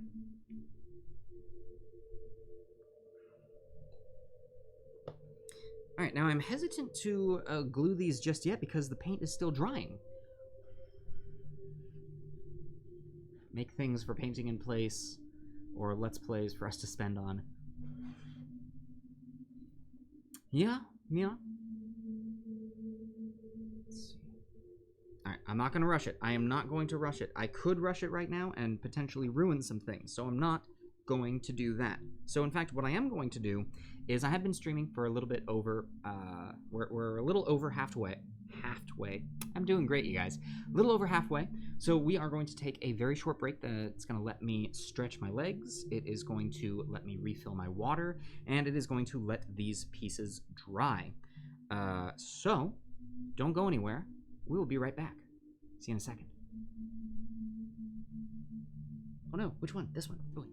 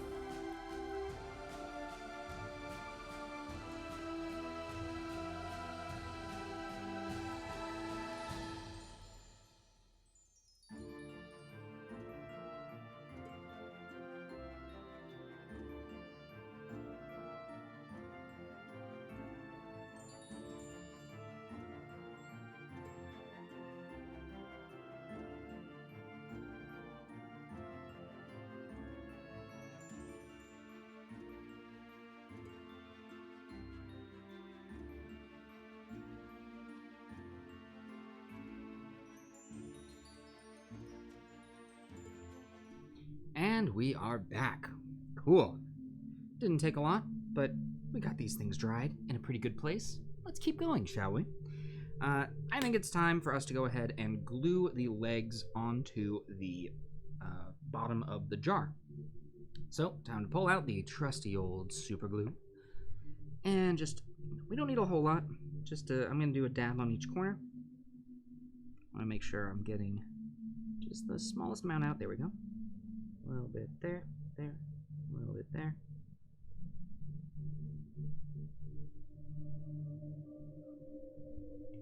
There we go. Should be good. And then what we're going to do is put it in place. Oh, look at how cool that looks. Even just that. Hey, Resin, Raven, great to see you. You did not miss much. We are working on putting together this brain in a jar, and it is coming along quite nicely. We're getting all of our non-metallics done. And then after that, we're going to go ahead and do some metallic painting, which is all sorts of funsies. And yeah. Alright, I think the paint on the brain is dry enough for us to do a test fit. Oh boy. Alright, it is a tight fit, but it's working pretty cool. Pretty cool. Alright, so let's pop that back out. Looks like we're gonna have to do that at an angle when the time comes. Oh, yeah. There we go. Cool. Is that it for the no, wait, we got the case. We got the lid. We've got the top of this to do. We did these in a base layer on the German gray. So let's go there. Resin Raven, how have you been? Great to see ya.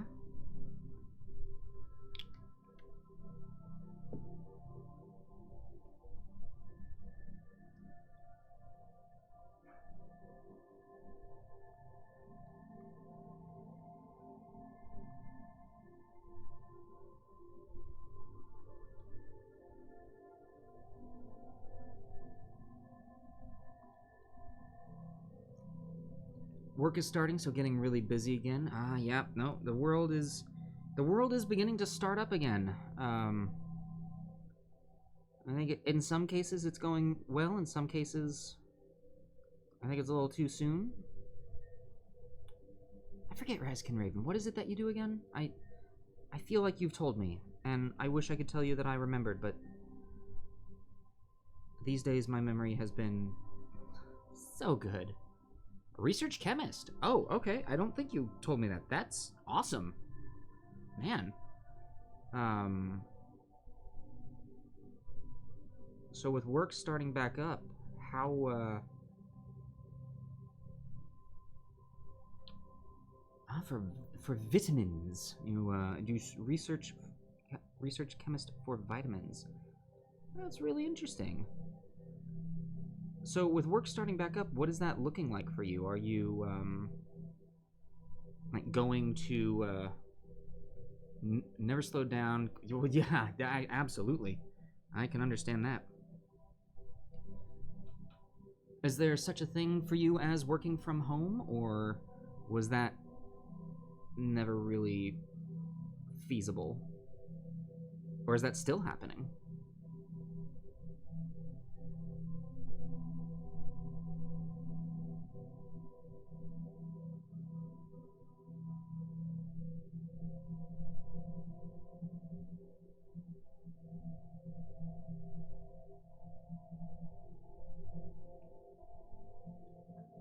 This time I'm going to go ahead and fix the focus. I really wish I could just have one button to change the focus the way that I want it to.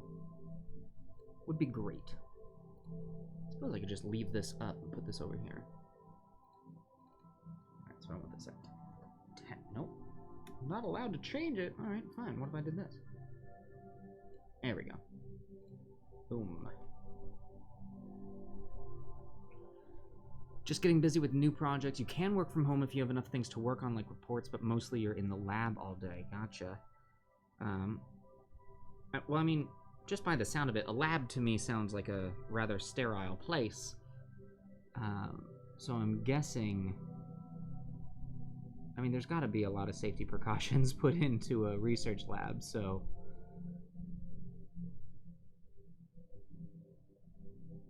Ah, gotcha. But we're clean, unlike some of those unreputable labs.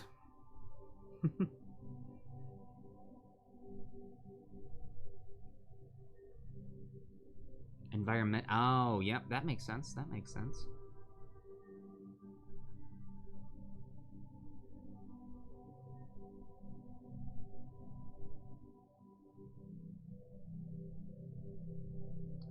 Ooh, boy. Now, this little bit that I'm doing right here is likely not going to see much attention. It's not really going to see the light of day, but it is that small detail that is going to take the final product up from, you know, being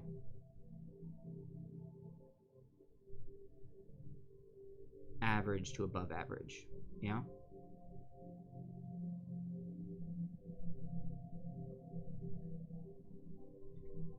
Let's do something really quick, actually.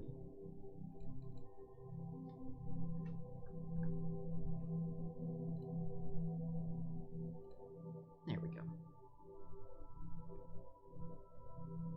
True Niagen on Amazon for vitamins, huh?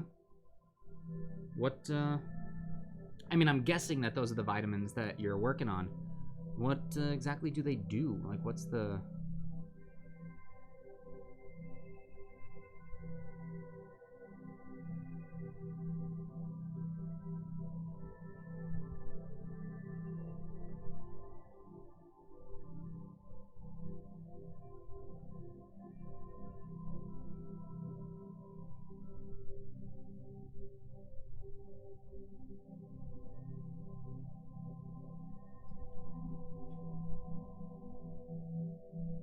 This is actually, I can get this last bit down, but this smaller brush, which is definitely meant for high detail stuff, is taking quite a bit to get this painted. I could paint this in half the time with the larger brush.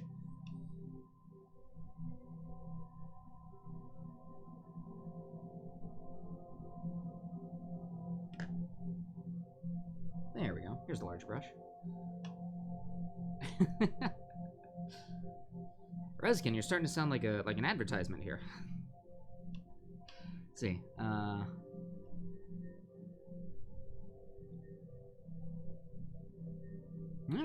right. That's my spiel.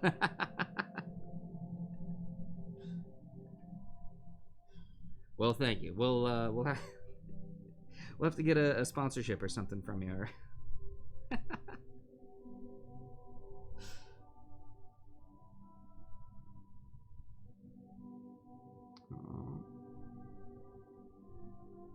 Come on.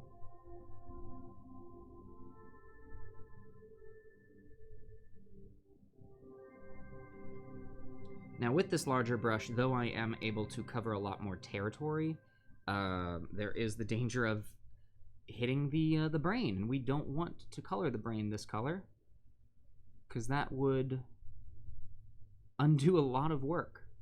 And this is a very dark color, this German gray, and that pink would not cover up well. Like it would take a lot of layers of that pink to get a proper cover-up job on it.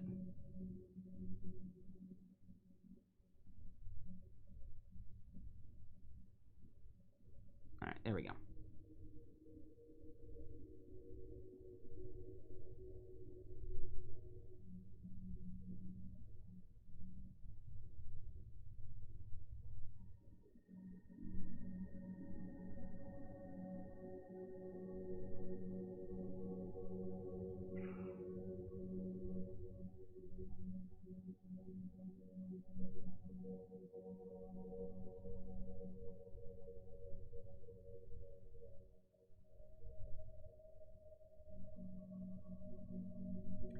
Hey, Pushaloo, great to see you.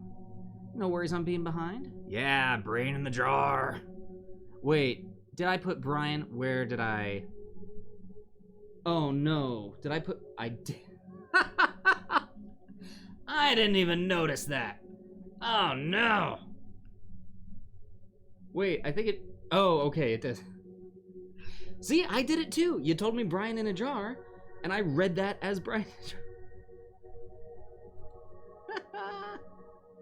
Oh, that's great.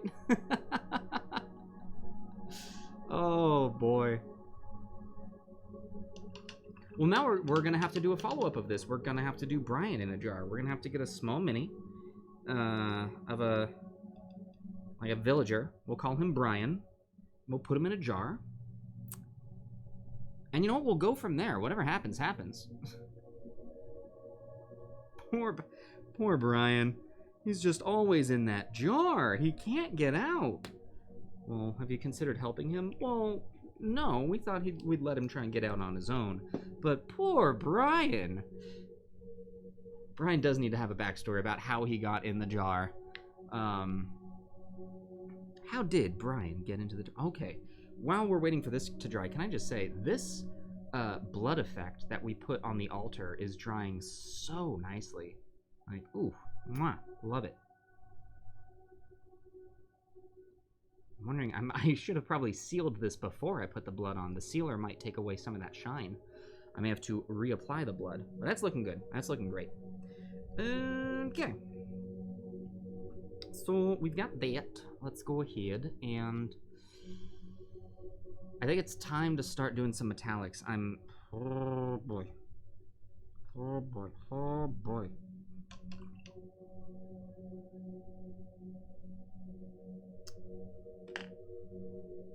Let's get one of my more fine detailed brushes out. One of my cheaper ones though. One of my cheap fine detail brushes. This'll do.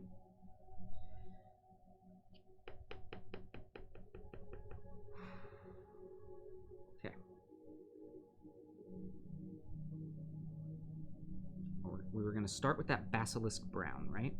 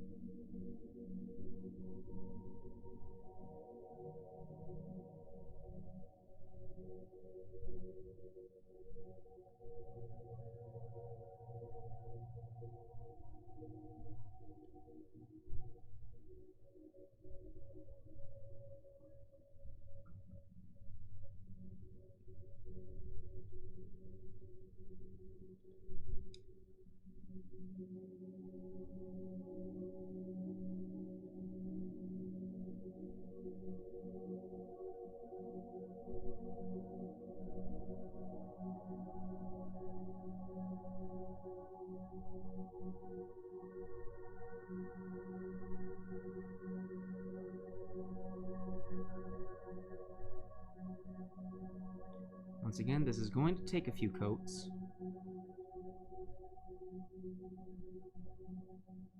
Because it's a Reaper model. This is also why I typically base my Reaper models. But I figured I couldn't really base this one because it had the clear jar. I could have based everything but. You know, that might have been smart. I guess I just wasn't thinking. It's like my brain was elsewhere. Like in a jar.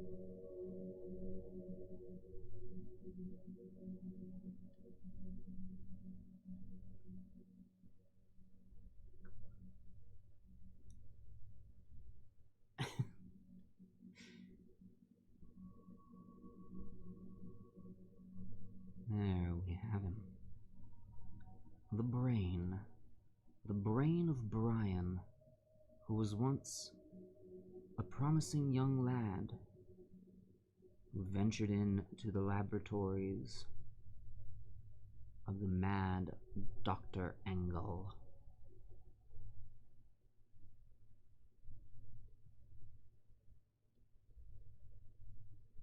Though the day that he ventured into the lab was the last that his family ever saw of him, he lives on, preserved in a jar.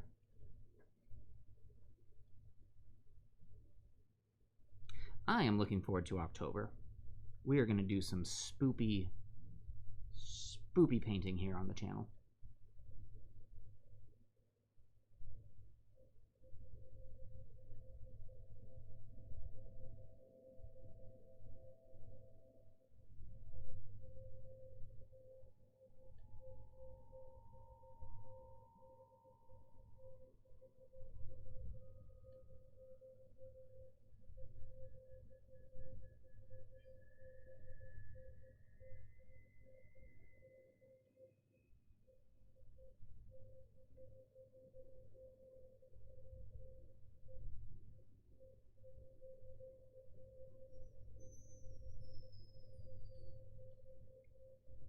We're going to do anything to the glass to make it look like there's liquid in it. Yes, actually. What we're going to do is we're going to put liquid in it. We are going to be using some epoxy resin to fill up the jar with something. So that's going to look cool. Yes. Ooh, indeed.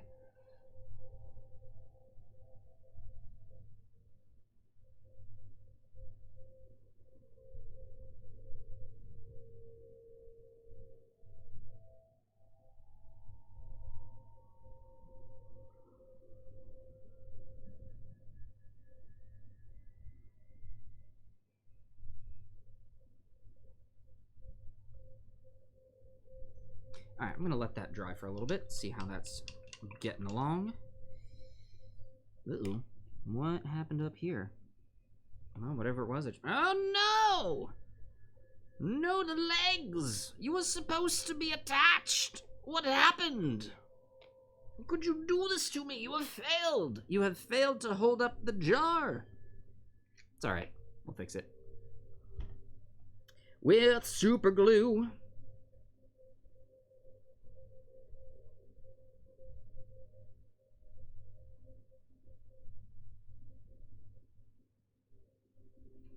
Alright, let's get one of these. Let's work this glue around so that it has a variety of areas to stick to.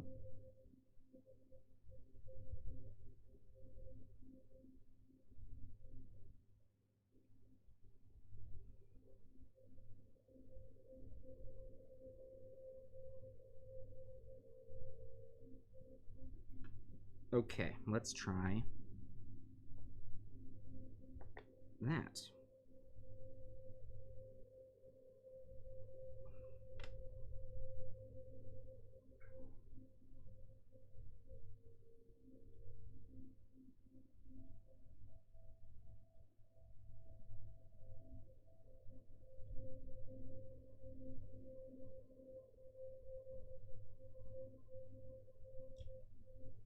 And actually, here's a trick that we can do. We can use our zip kicker. Put a little bit on. And now, if we attach it,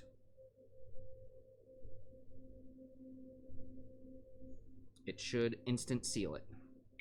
So zip kicker isn't just a use it and when two things are attached, you can put some glue on one thing, hit it with the zip kicker, and then attach it, and then, yep, there we go.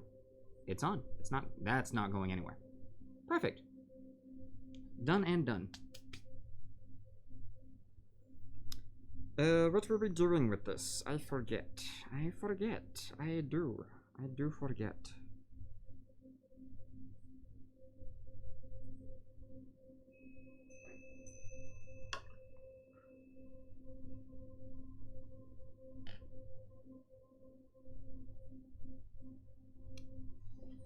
Alright, we got those drying. While that's drying, let us revisit our basic fountain, because we've got other stuff to be doing, right? You know, I think we're just gonna give it. We're gonna give it a wash. We're gonna give it a going over with Nuln Oil.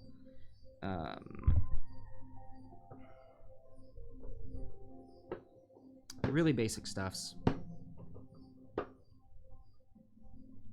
But we're getting as much painting done here as possible today. That's all it is. We're just like, all right, let's do it. Let's paint. Let's paint. Let's paint. Let's paint. Let's paint. Let's paint. I don't need to use another brush. I can reduce, reuse, recycle. So we're gonna use our big number 2 brush here. There we go. And we're gonna get a good old dollop of our Nuln Oil on it. Should be good. And let's go to town.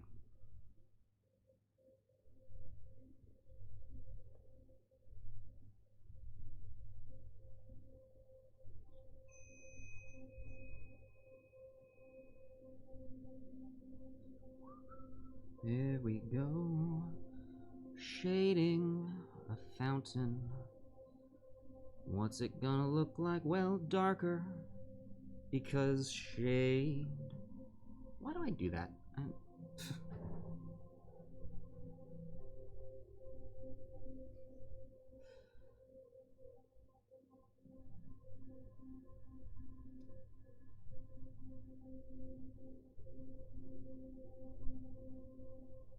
So this is really going to turn out to be a very basic piece of scenery. But you know what? Those are important to have. Not every single piece that you throw on the table is going to be like life-altering, game-changing. Whoa! Like, no, you gotta have some basic stuff every so often. Because the other thing is, if something is basic, it can be reused. So you can get different we can get more use out of a single piece, which for anyone playing D&D, like any good dungeon master, getting multiple uses out of a single piece is ideal. Like, I would hate to paint something up and only use it the one time. Have I done that? Yes. Have I done that many times? Yes. Have I done that? Have I painted something and never used it? Well, yes, that too. But if you can put a lot of love and attention into something, well, if you do put a lot of love and attention into something, you want to use it more than once.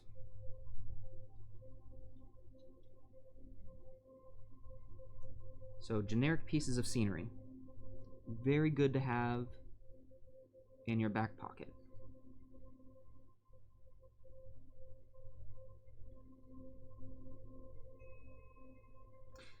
Now, let me ask you, if you all enjoy this, while one thing is drying, I have a second thing that I'm working on.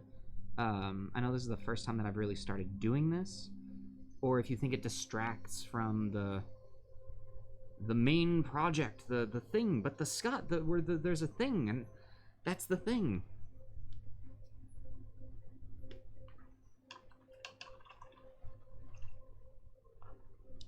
I'd like to know what your thoughts are. Alright, gonna let that Nuln Oil dry.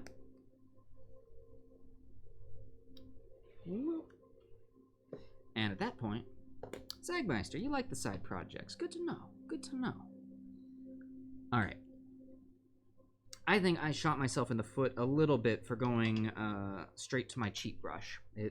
I shouldn't have done that. I should really use the nice brushes that I've got. They make the job so much easier. It's like trying to take a really good picture with a disposable camera. There's only so much that you can do. So I've got the brushes. Come on, Scott. Use them.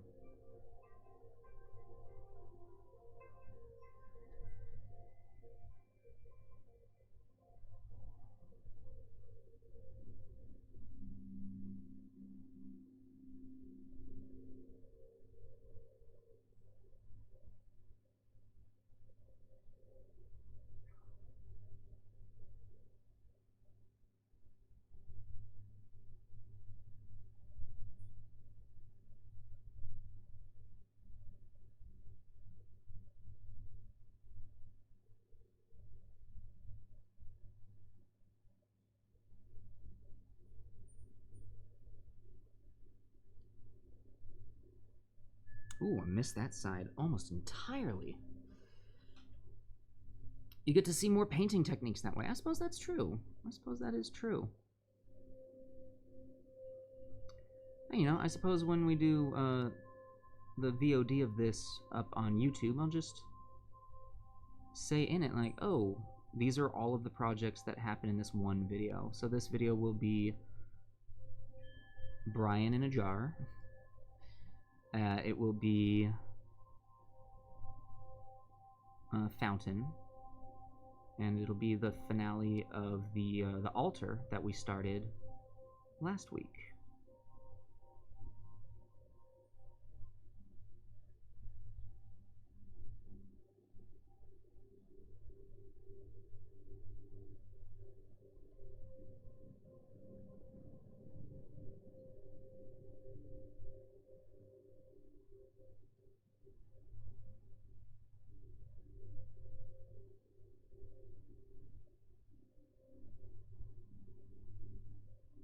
Ooh, Nelly, that is looking...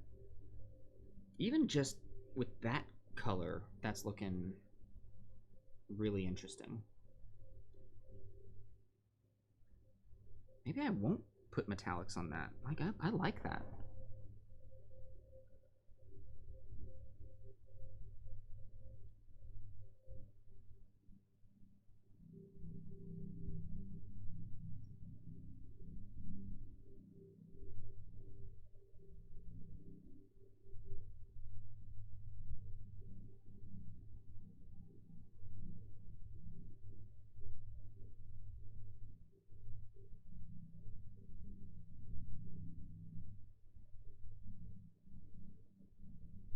Ah, there's the light that I needed. That's the angle.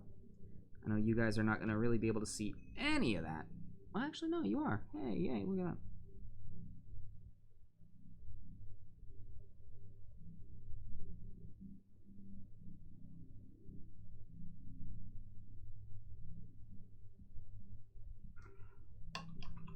All right, there's some more to just let hang.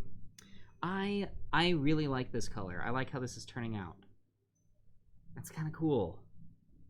All right, so while that's drying, we're gonna come back to this, back and forth and back and forth and back and forth, where we are going to use Drakenhof Nightshade in the base. Hold on, I think I've got this on like quick pull up. Yep. Boom! Aha! Look at that. So we're gonna use Drakenhof Nightshade to wash the base of the fountain, because that's gonna add a nice deep dark blue to it, not just like that black. Yeah, look at that.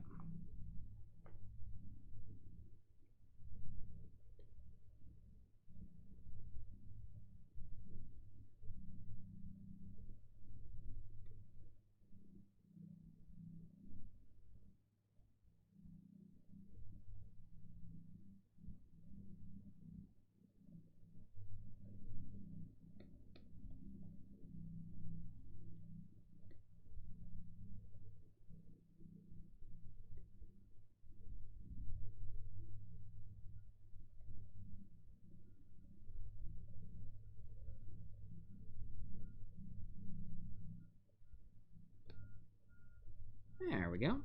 That's looking pretty cool.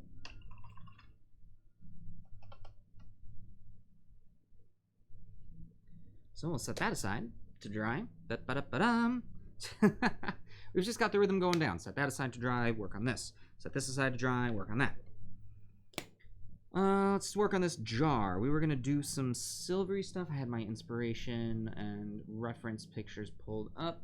Yeah, so we're going to do a little bit of... Yeah, this is where I do think we're going to get into the metallics. The bronze. We're going to drop it. That's what we're going to do. There we go.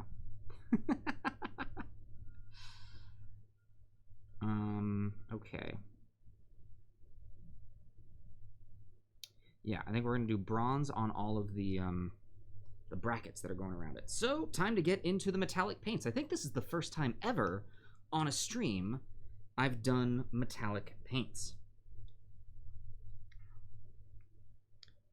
Maybe. I don't know. I'm gonna put that right there.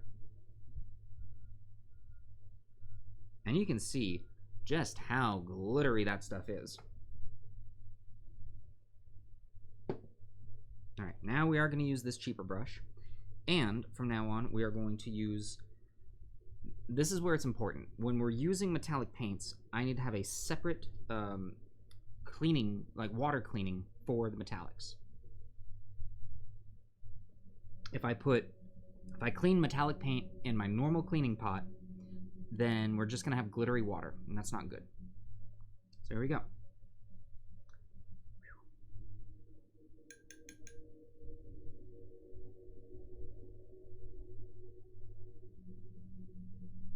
See how this looks.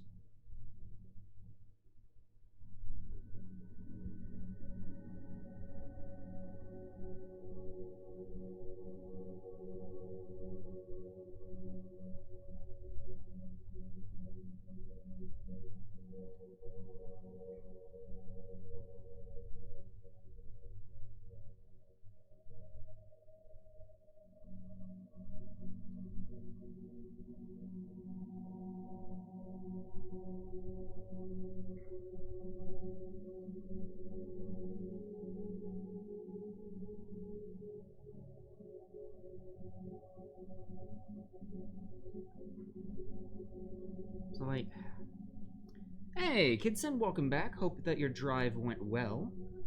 We are just starting off into doing some metallic paints.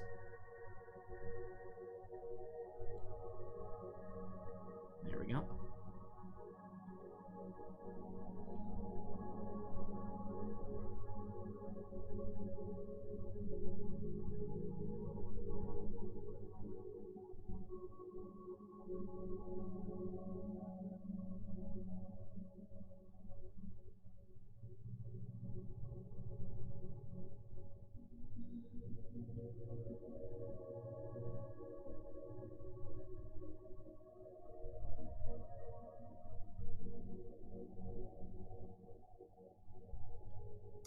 No.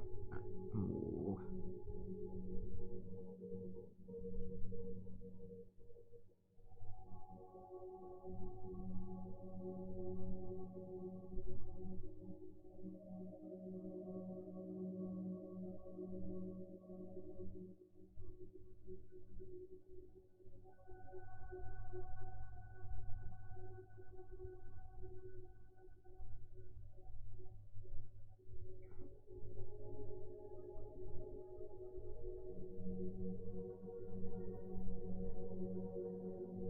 Alright. Ooh, cooking dinner. What's cooking?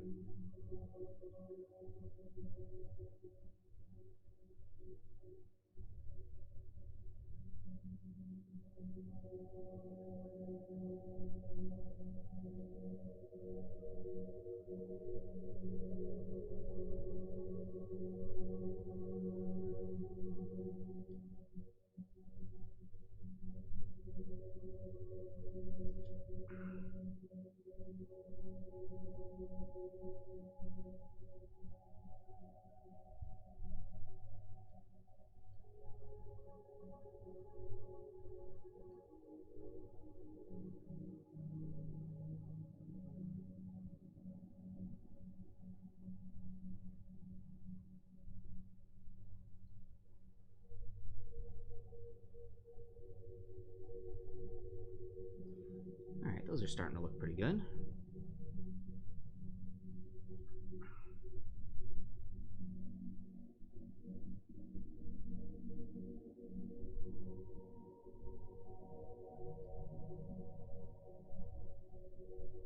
Oh man, I've also just remembered that washing, I gotta wash the...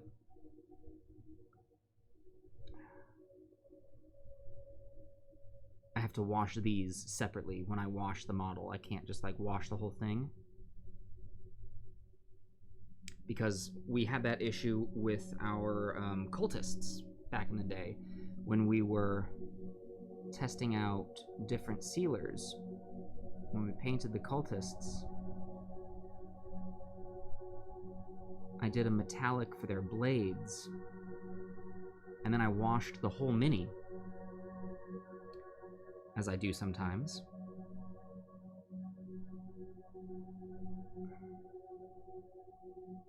And, man, thinking about this, I should have waited to do this. Oh well, it's okay. We're just gonna have to be very careful now. From now on this guy. We need to be incredibly careful with how we paint.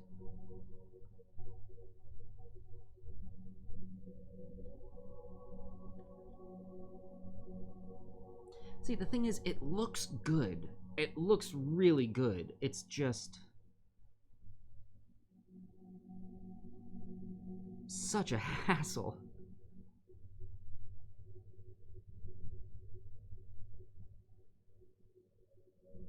And really should be left for the very last moment. I did this way too soon. But like I said, we can move forward. I'm not gonna throw my hands up in the air like I just don't care, because I do care.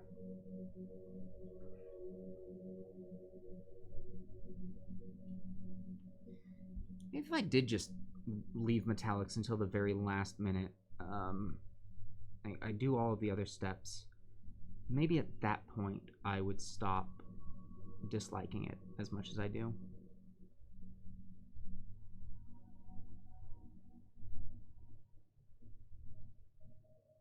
Maybe this right here will be my first experience, like good experience, with metallic paints. I think it could happen. It's possible.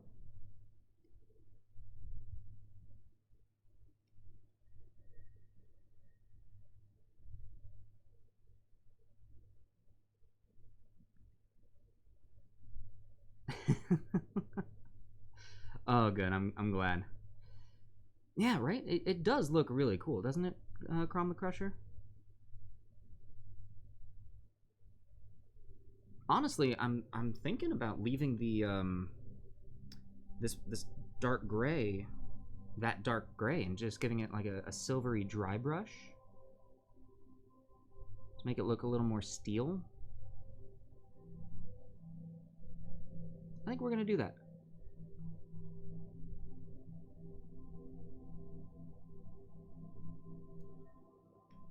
All right, 3 more of these.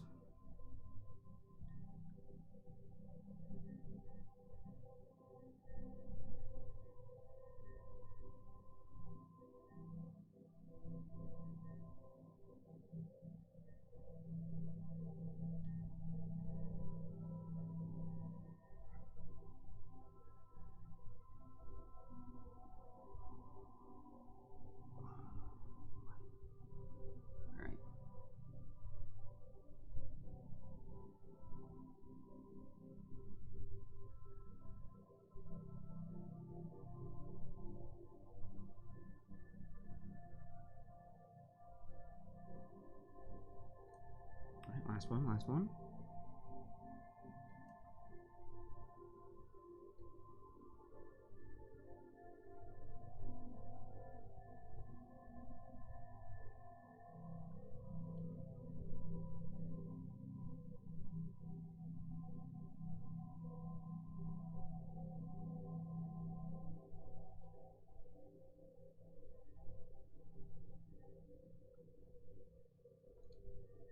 There we go. That, it looks so good.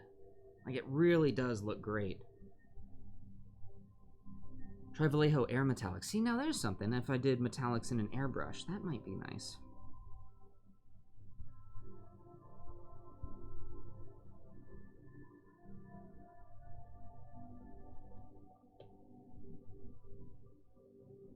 All right.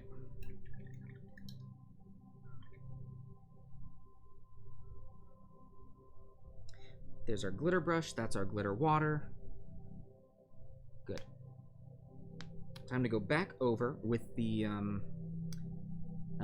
brain pink, and touch up some of those areas that need it.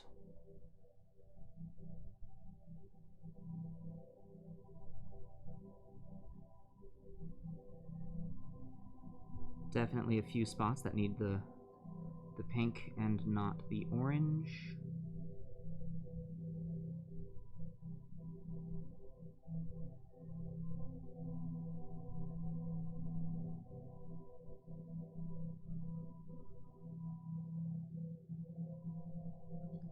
Ooh. Oh, you use them with a regular brush. That's interesting. What, so what is it that makes the air metallics, like, different than other metallics? Do they not have the glitter in the paint, or what's going on there?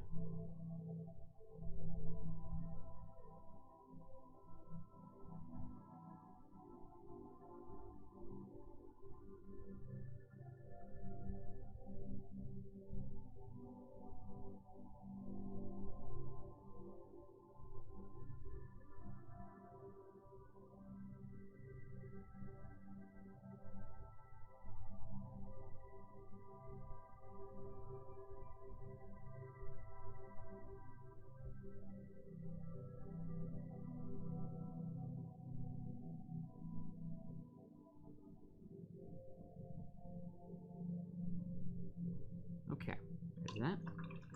They're thinner and use aluminum powder that's finer. Okay.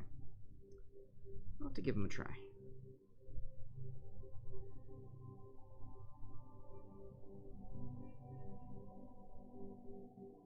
See, here's the deal. My dislike of metallic paints, you know, it's not because I was told to dislike them. It's just I've never had a good experience with them. And I would love to change that. I would 100% love to change that.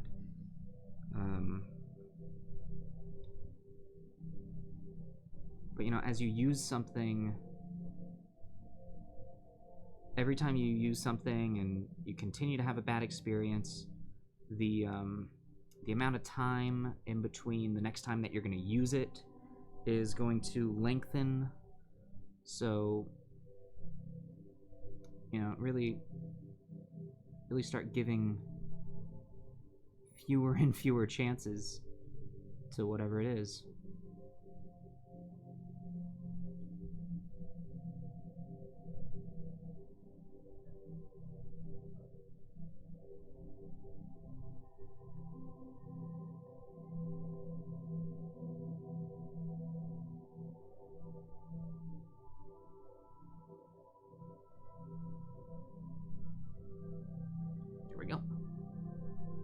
Instead of mica powder, instead of mica powder, a lot of metal. Okay, I gotcha.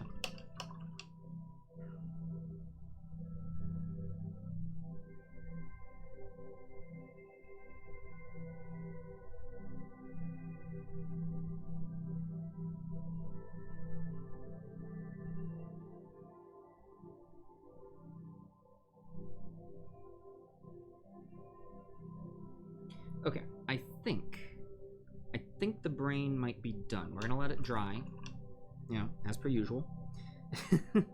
Do a thing, we'll let it dry, come back to it. So we're gonna let that dry. We're gonna see how that's turning out. Oh man, if that's turning out nice, we might actually be close to pouring some resin. That would be cool. I would be ready for that. I would be down for that. Oh no, we gotta wash the brain. Jeez. Psh.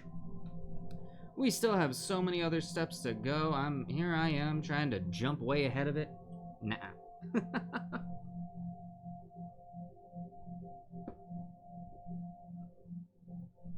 So let's go ahead. This wash is pretty well cleaned. We're just gonna give our fountain here a really quick dry brush. And just like we did with the altar, we're not gonna do anything fancy with a lot of layers. We're just gonna give it a dry brush of this bright silver. No, gray. We're gonna do the bright gray, and we're just gonna, yeah.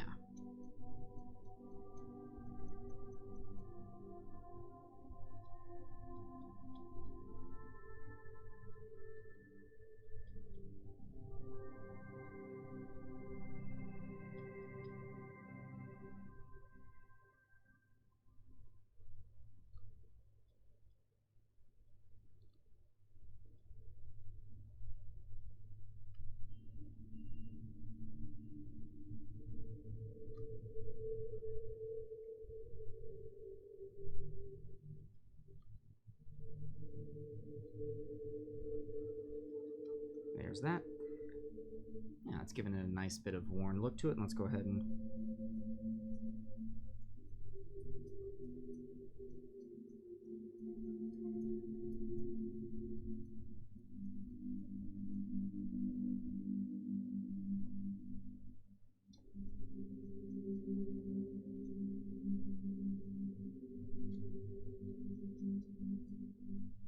There we go. Just like that, we've got some nice dimension going on. It's looking nice. So now it's ready. This one is ready for resin pour.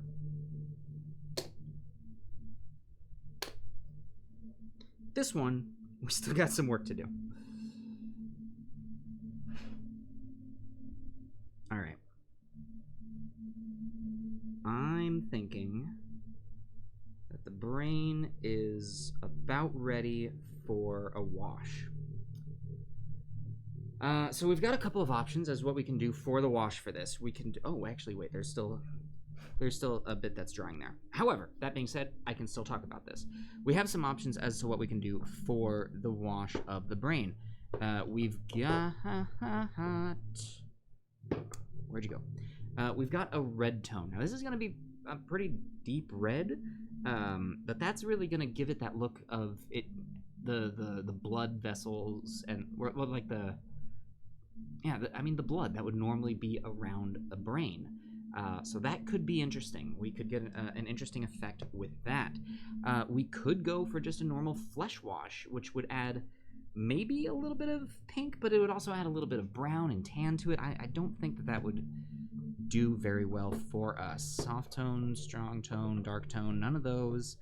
Let's see here. Athonian camo shade, or no, Seraphim sepia, again, would give us kind of a yellowish. So I'm honestly thinking that the red is going to be our best bet for this. So I'm going to give this a try with the red tone. See what happens.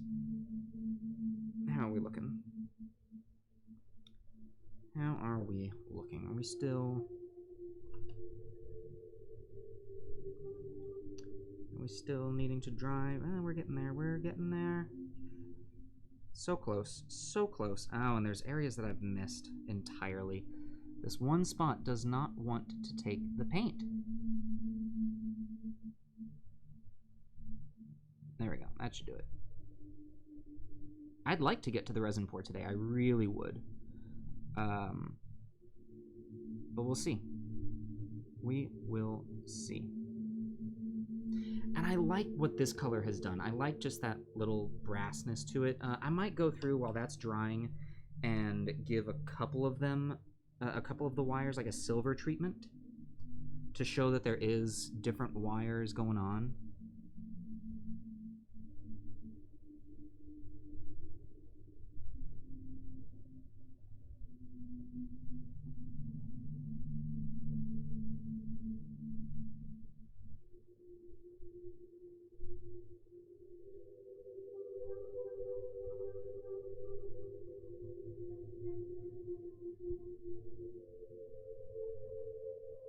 There's that. Yeah, let's do that, especially in this area here that has like a lot of a mass of wirings. Let's give it some slight differentiation. Let's just see what that does.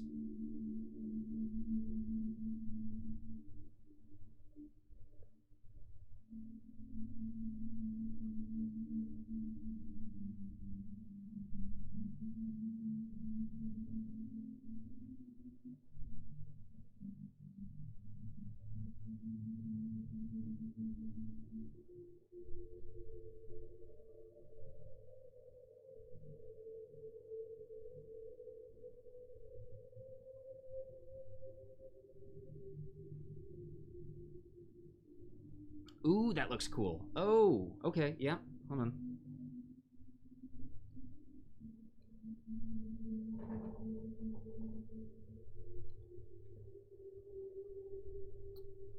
Yep, we're gonna do that. We're gonna have some different colored wires going on here. One in that this grayish white to be kind of silver wires.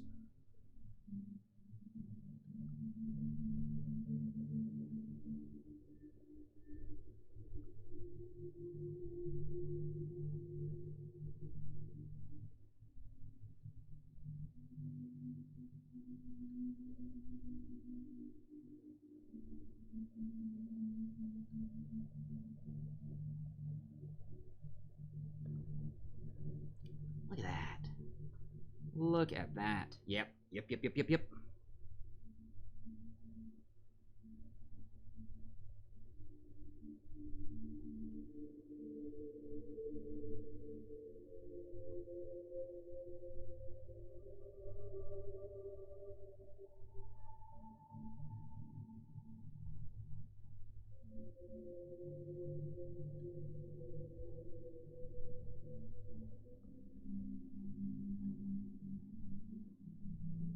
Ooh, okay, now I'm having to, like, trace where wires are going. This is getting complicated.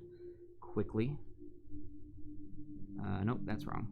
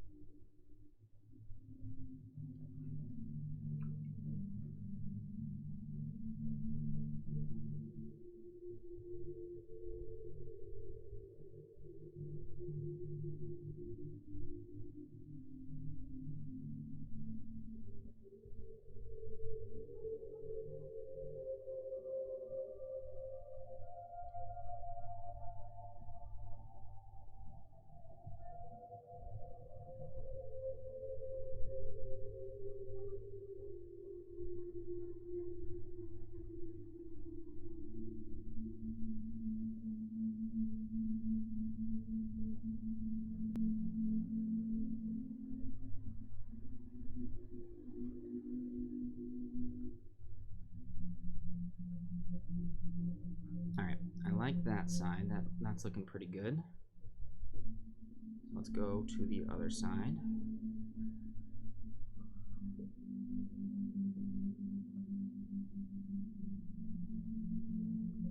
Let's do this one here.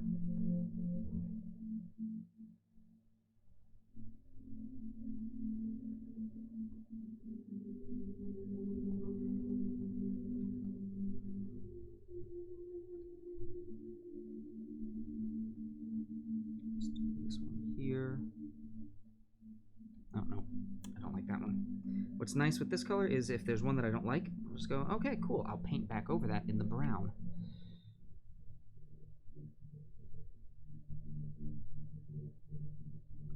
Let's do this one.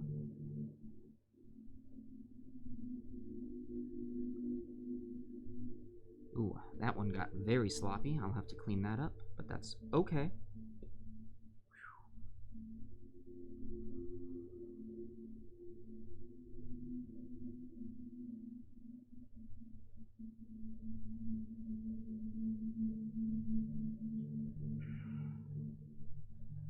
There's that.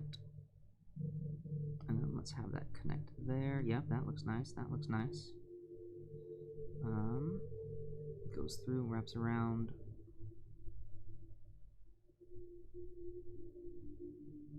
Yeah, I like that.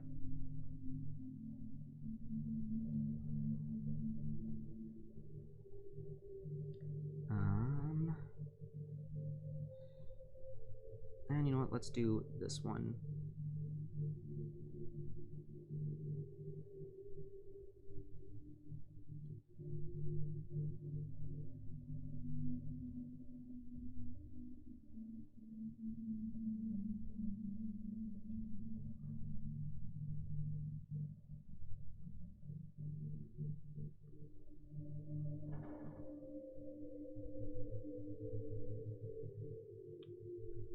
Look at that. Okay, I'm really happy that I did that.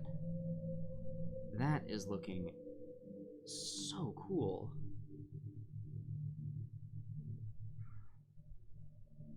I said I've got a little bit of cleanup to do, but not a lot. I'm gonna get some more basilisk brown out so that it's not too watered down as I do this.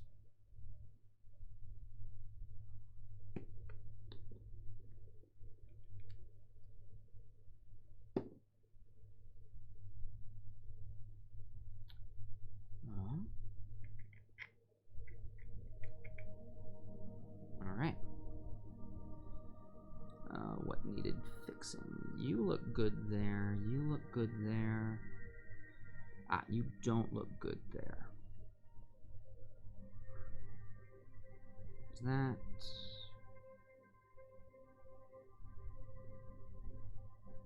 A little bit in there. There's that. A little bit right there. Nice. There's that. There's that. And there's that. Okay. That's the cleanup on... Oh, wait. This one needed just a hair. And there's that. Now, the next bit of cleanup that I needed was the pink.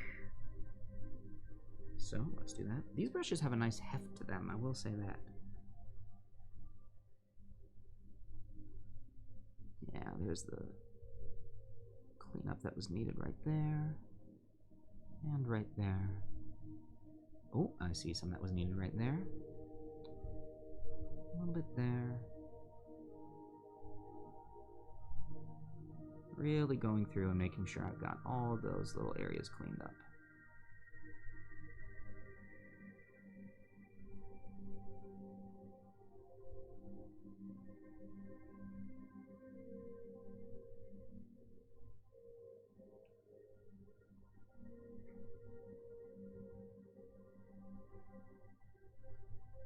Nice.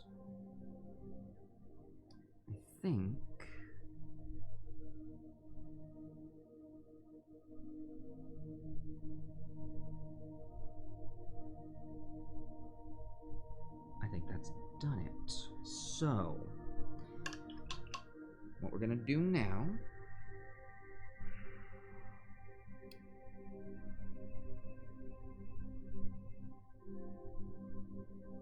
is we're gonna let that dry. And we're gonna get ready to wash it. That's coming along very, very far. Like we're really moving right along on that. So on this guy, I'm hesitant to do any more work on the base until I've got the brain in the jar and am prepped and ready to go with that. So we're gonna hold off on doing any work on the actual brain section. So we got about 15 minutes left. I'm gonna go ahead and open up the resin, and we're gonna make sure we are up to date on the directions on that. So,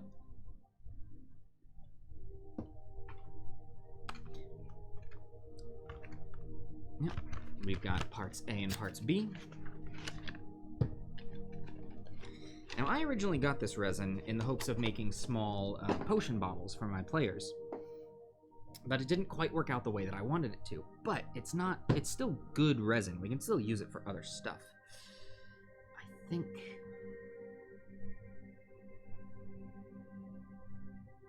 yeah, I think we're ready to wash. So, we're gonna use the red tone. We're gonna be very delicate with this.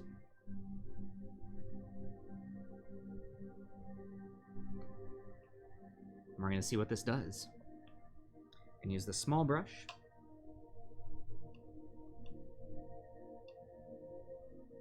And right now, we're just washing the brain part. We're not washing the cables. Not yet.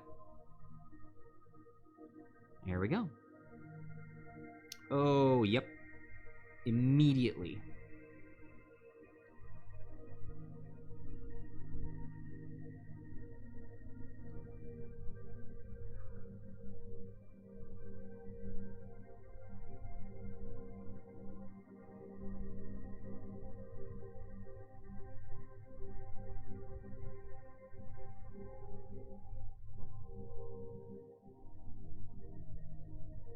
This is exactly the color that we should have been using.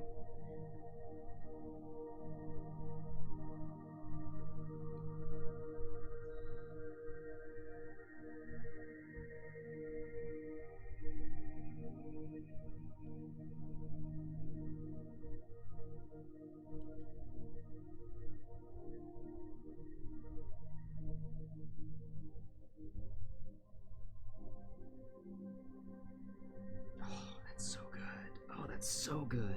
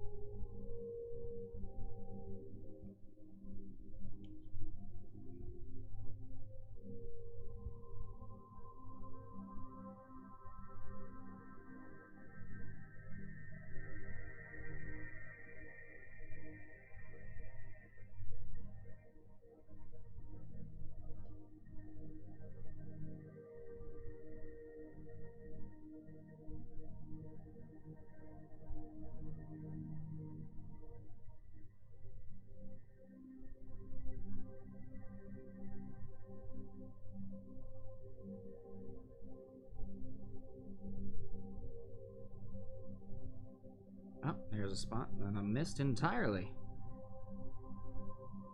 This is one of the more satisfying times that I've put down a wash. Like this. This is cool.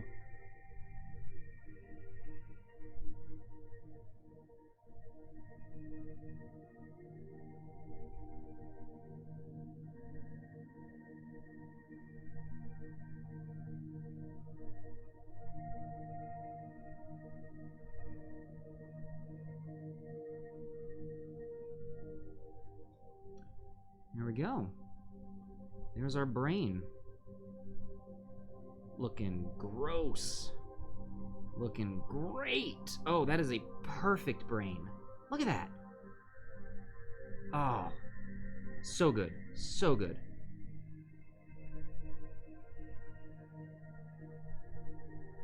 All right. Let's let that dry. That best combo. Best combo. So for anyone out there, if you ever need to paint a brain, like an elder brain or something like that, where is it? Where is it? So this was Vallejo's Brown Rose using Army Painter's red tone. That worked out perfectly. I am so happy with that. Ooh, I am giddy. Yeah, that sheen does make it extra creepy. Yeah. Ooh, you know what? I've got something that I can put on it that will make it look constantly wet. I'm thinking... I don't know if I need to do that and use the resin. In fact, part of me is wondering if the resin is even going to make this look... like if the resin's going to dull it down. Here's what I think. We're gonna do a test with the resin. So we're gonna let our brain dry for a bit, and we're gonna let our brain dry for a little bit, and we are going to do some quick resin. But what we're gonna do is we're gonna do it in the fountain. We're gonna see how this works, what it looks like. So, things that we need in order to do proper resin pours. You need safety equipment. You need gloves. Safety equipment 1. You need mixing cups because you do need to mix this in equal parts. You can't just eyeball it. It has to be, I mean, you might be able to eyeball it, but it does need to be a pretty exact amount. So I've got here these little measuring doodads. Oh, and the tape is getting stuck to me. Come on, tape. Yeah, so these are going to let me get an exact amount of each. Now, unfortunately, this is kind of a wasteful process. You can see I've got a bunch of these. Because I need to have 2 of the same cup, you know? 2, measure it in, pour, go. So, step 1, part A. Caution, eye and skin irritant. Yep, don't get this on your skin. Don't get this in your eyes. And pretty much what you do is you mix equal parts, and then you actually mix it together, and then you pour. We're not going to need a lot. So let's do...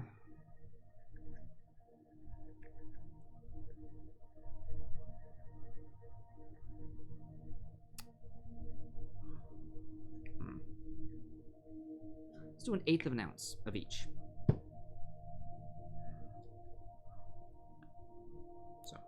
Part A. Make sure, actually here, there we go. This is not the, well, yeah, you might have a better view from up top. Aha. Alright, so, there's my ounces, there's my ounces.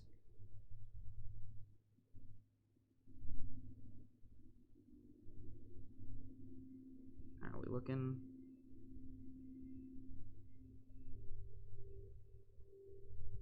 There we go, 1/8 of an ounce. Making sure now to clean the edge.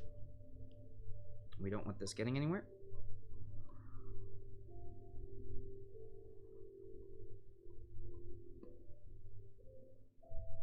and then separating what you just used to clean it, because we're about to clean the other jar, and we don't want to clean with part B. All right, and then 1/8 of an ounce. So all in all, we're going to be getting 1/4 of an ounce.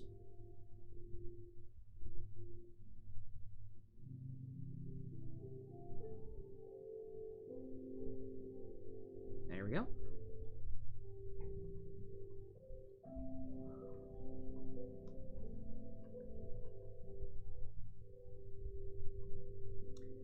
Sealing those up.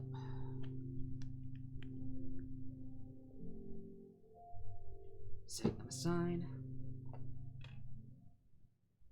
Making sure, yep, we've got equal parts. And so now what we're going to do, man, is that going to be enough? You know what, let's...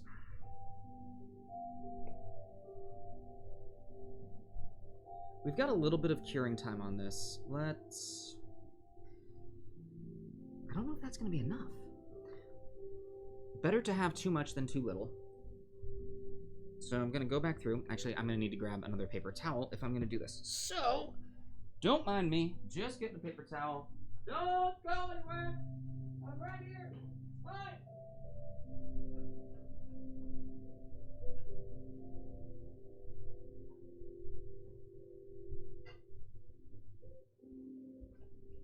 There we go.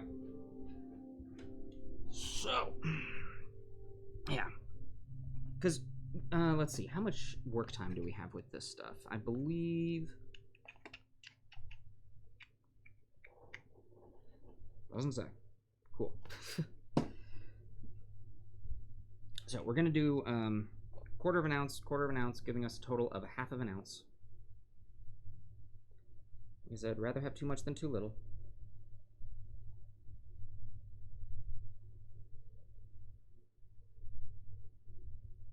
There we go. There is 1/4 of an ounce. And I did a pretty good job on that pour, so I don't actually need to clean the nozzle on that. Let's grab the second, and get to 1/4 of an ounce.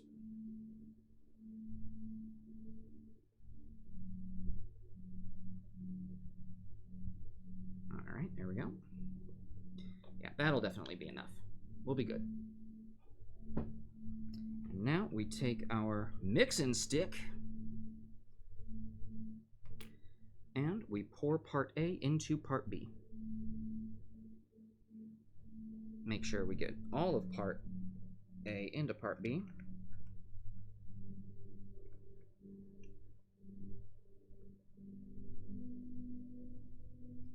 And now we get to stirring. Oh yeah. I probably would have had enough the first time around, but better safe than sorry. Also, I should have a second glove. Definitely the case. In fact, what I'm going to do, I should probably... what I'm doing right now and just letting it sit there, I really should be, there we go, stirring this. You've got a little bit of work time, but you want to make sure that you get it properly mixed before you pour.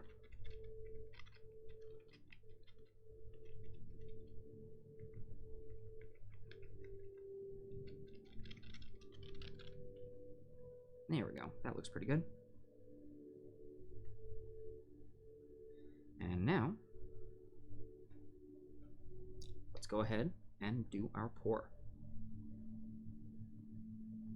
Ooh, hold on. I see a little bit of debris that got caught in there, which we don't want.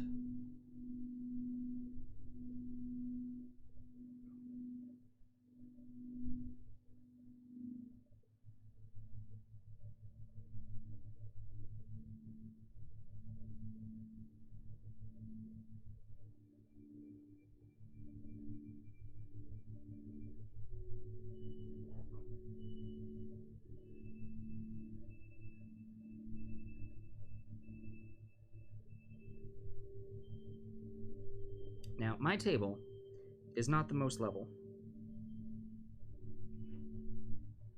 I should really be doing this on a much more level surface. Okay. I'm seeing some particles in there that I'm not liking.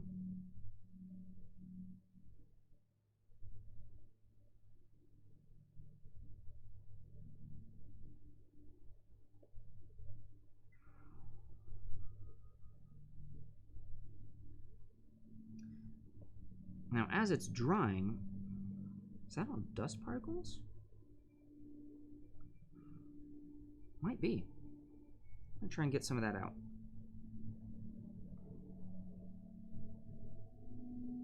And here, let's use a fresh stick to do that.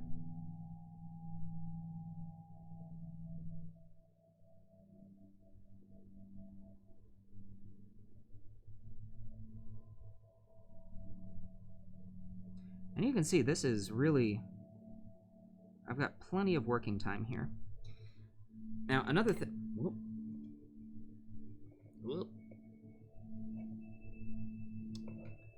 okay, for the love of everything. Getting it all over my work surface.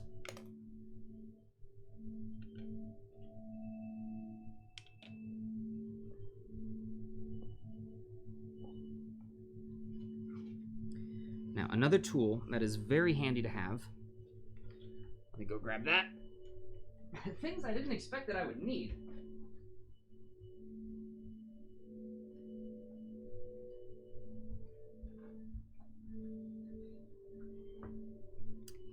It is a blowtorch.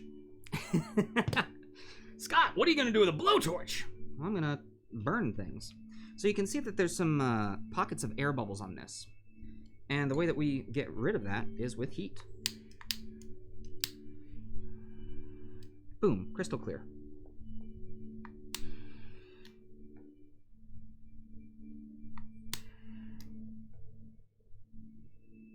Now, I do need to be very careful using this blowtorch because it will deform the 3D print. But there we go. Perfectly clear.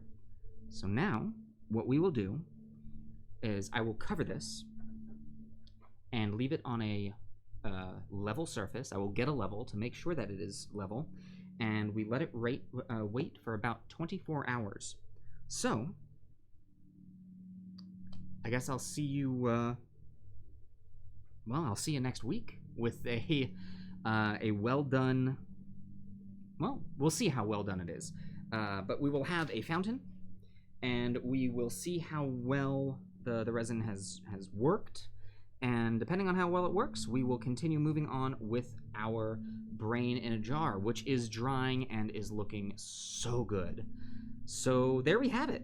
That's where we are right now, and I am excited. I'm gonna get just a little more of this because it looks so good, and I want to make sure. Yeah, I'm excited to see where this continues going. It's really nice. It's really good. So, yeah. I guess that's going to do it for us this week on Painting in Place. A big thank you to all of you for joining us today. I hope that you had a lot of fun. I hope that you maybe learned something new, especially with resin. We're going to be doing a lot more resin next week because I do think we are going to use it in the brain in a jar. Let me see what else I've got on my mind. Yeah. Be sure to, if you enjoyed this, be sure to follow us on all of our social medias.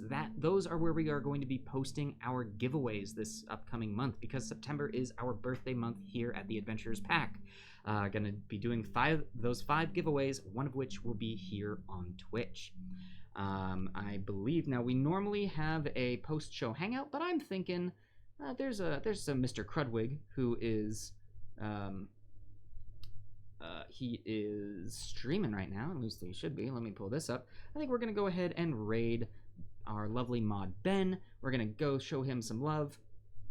Yes, he is indeed working on art, and I believe it's actually art that, it's art that our very own Emmy here at the tavern did. So let's go ahead, let's start that raid. And man, I do such a great job at winding these up. I just keep talking and talking and talking. There we go. So we're going to start that raid. Thank you so much to everyone for being here. I look forward to seeing you next week. A big old thank you to our patrons as well. We love you all very much. Yeah, I think that's just about going to do it. Until next painting in place, I'll see you all.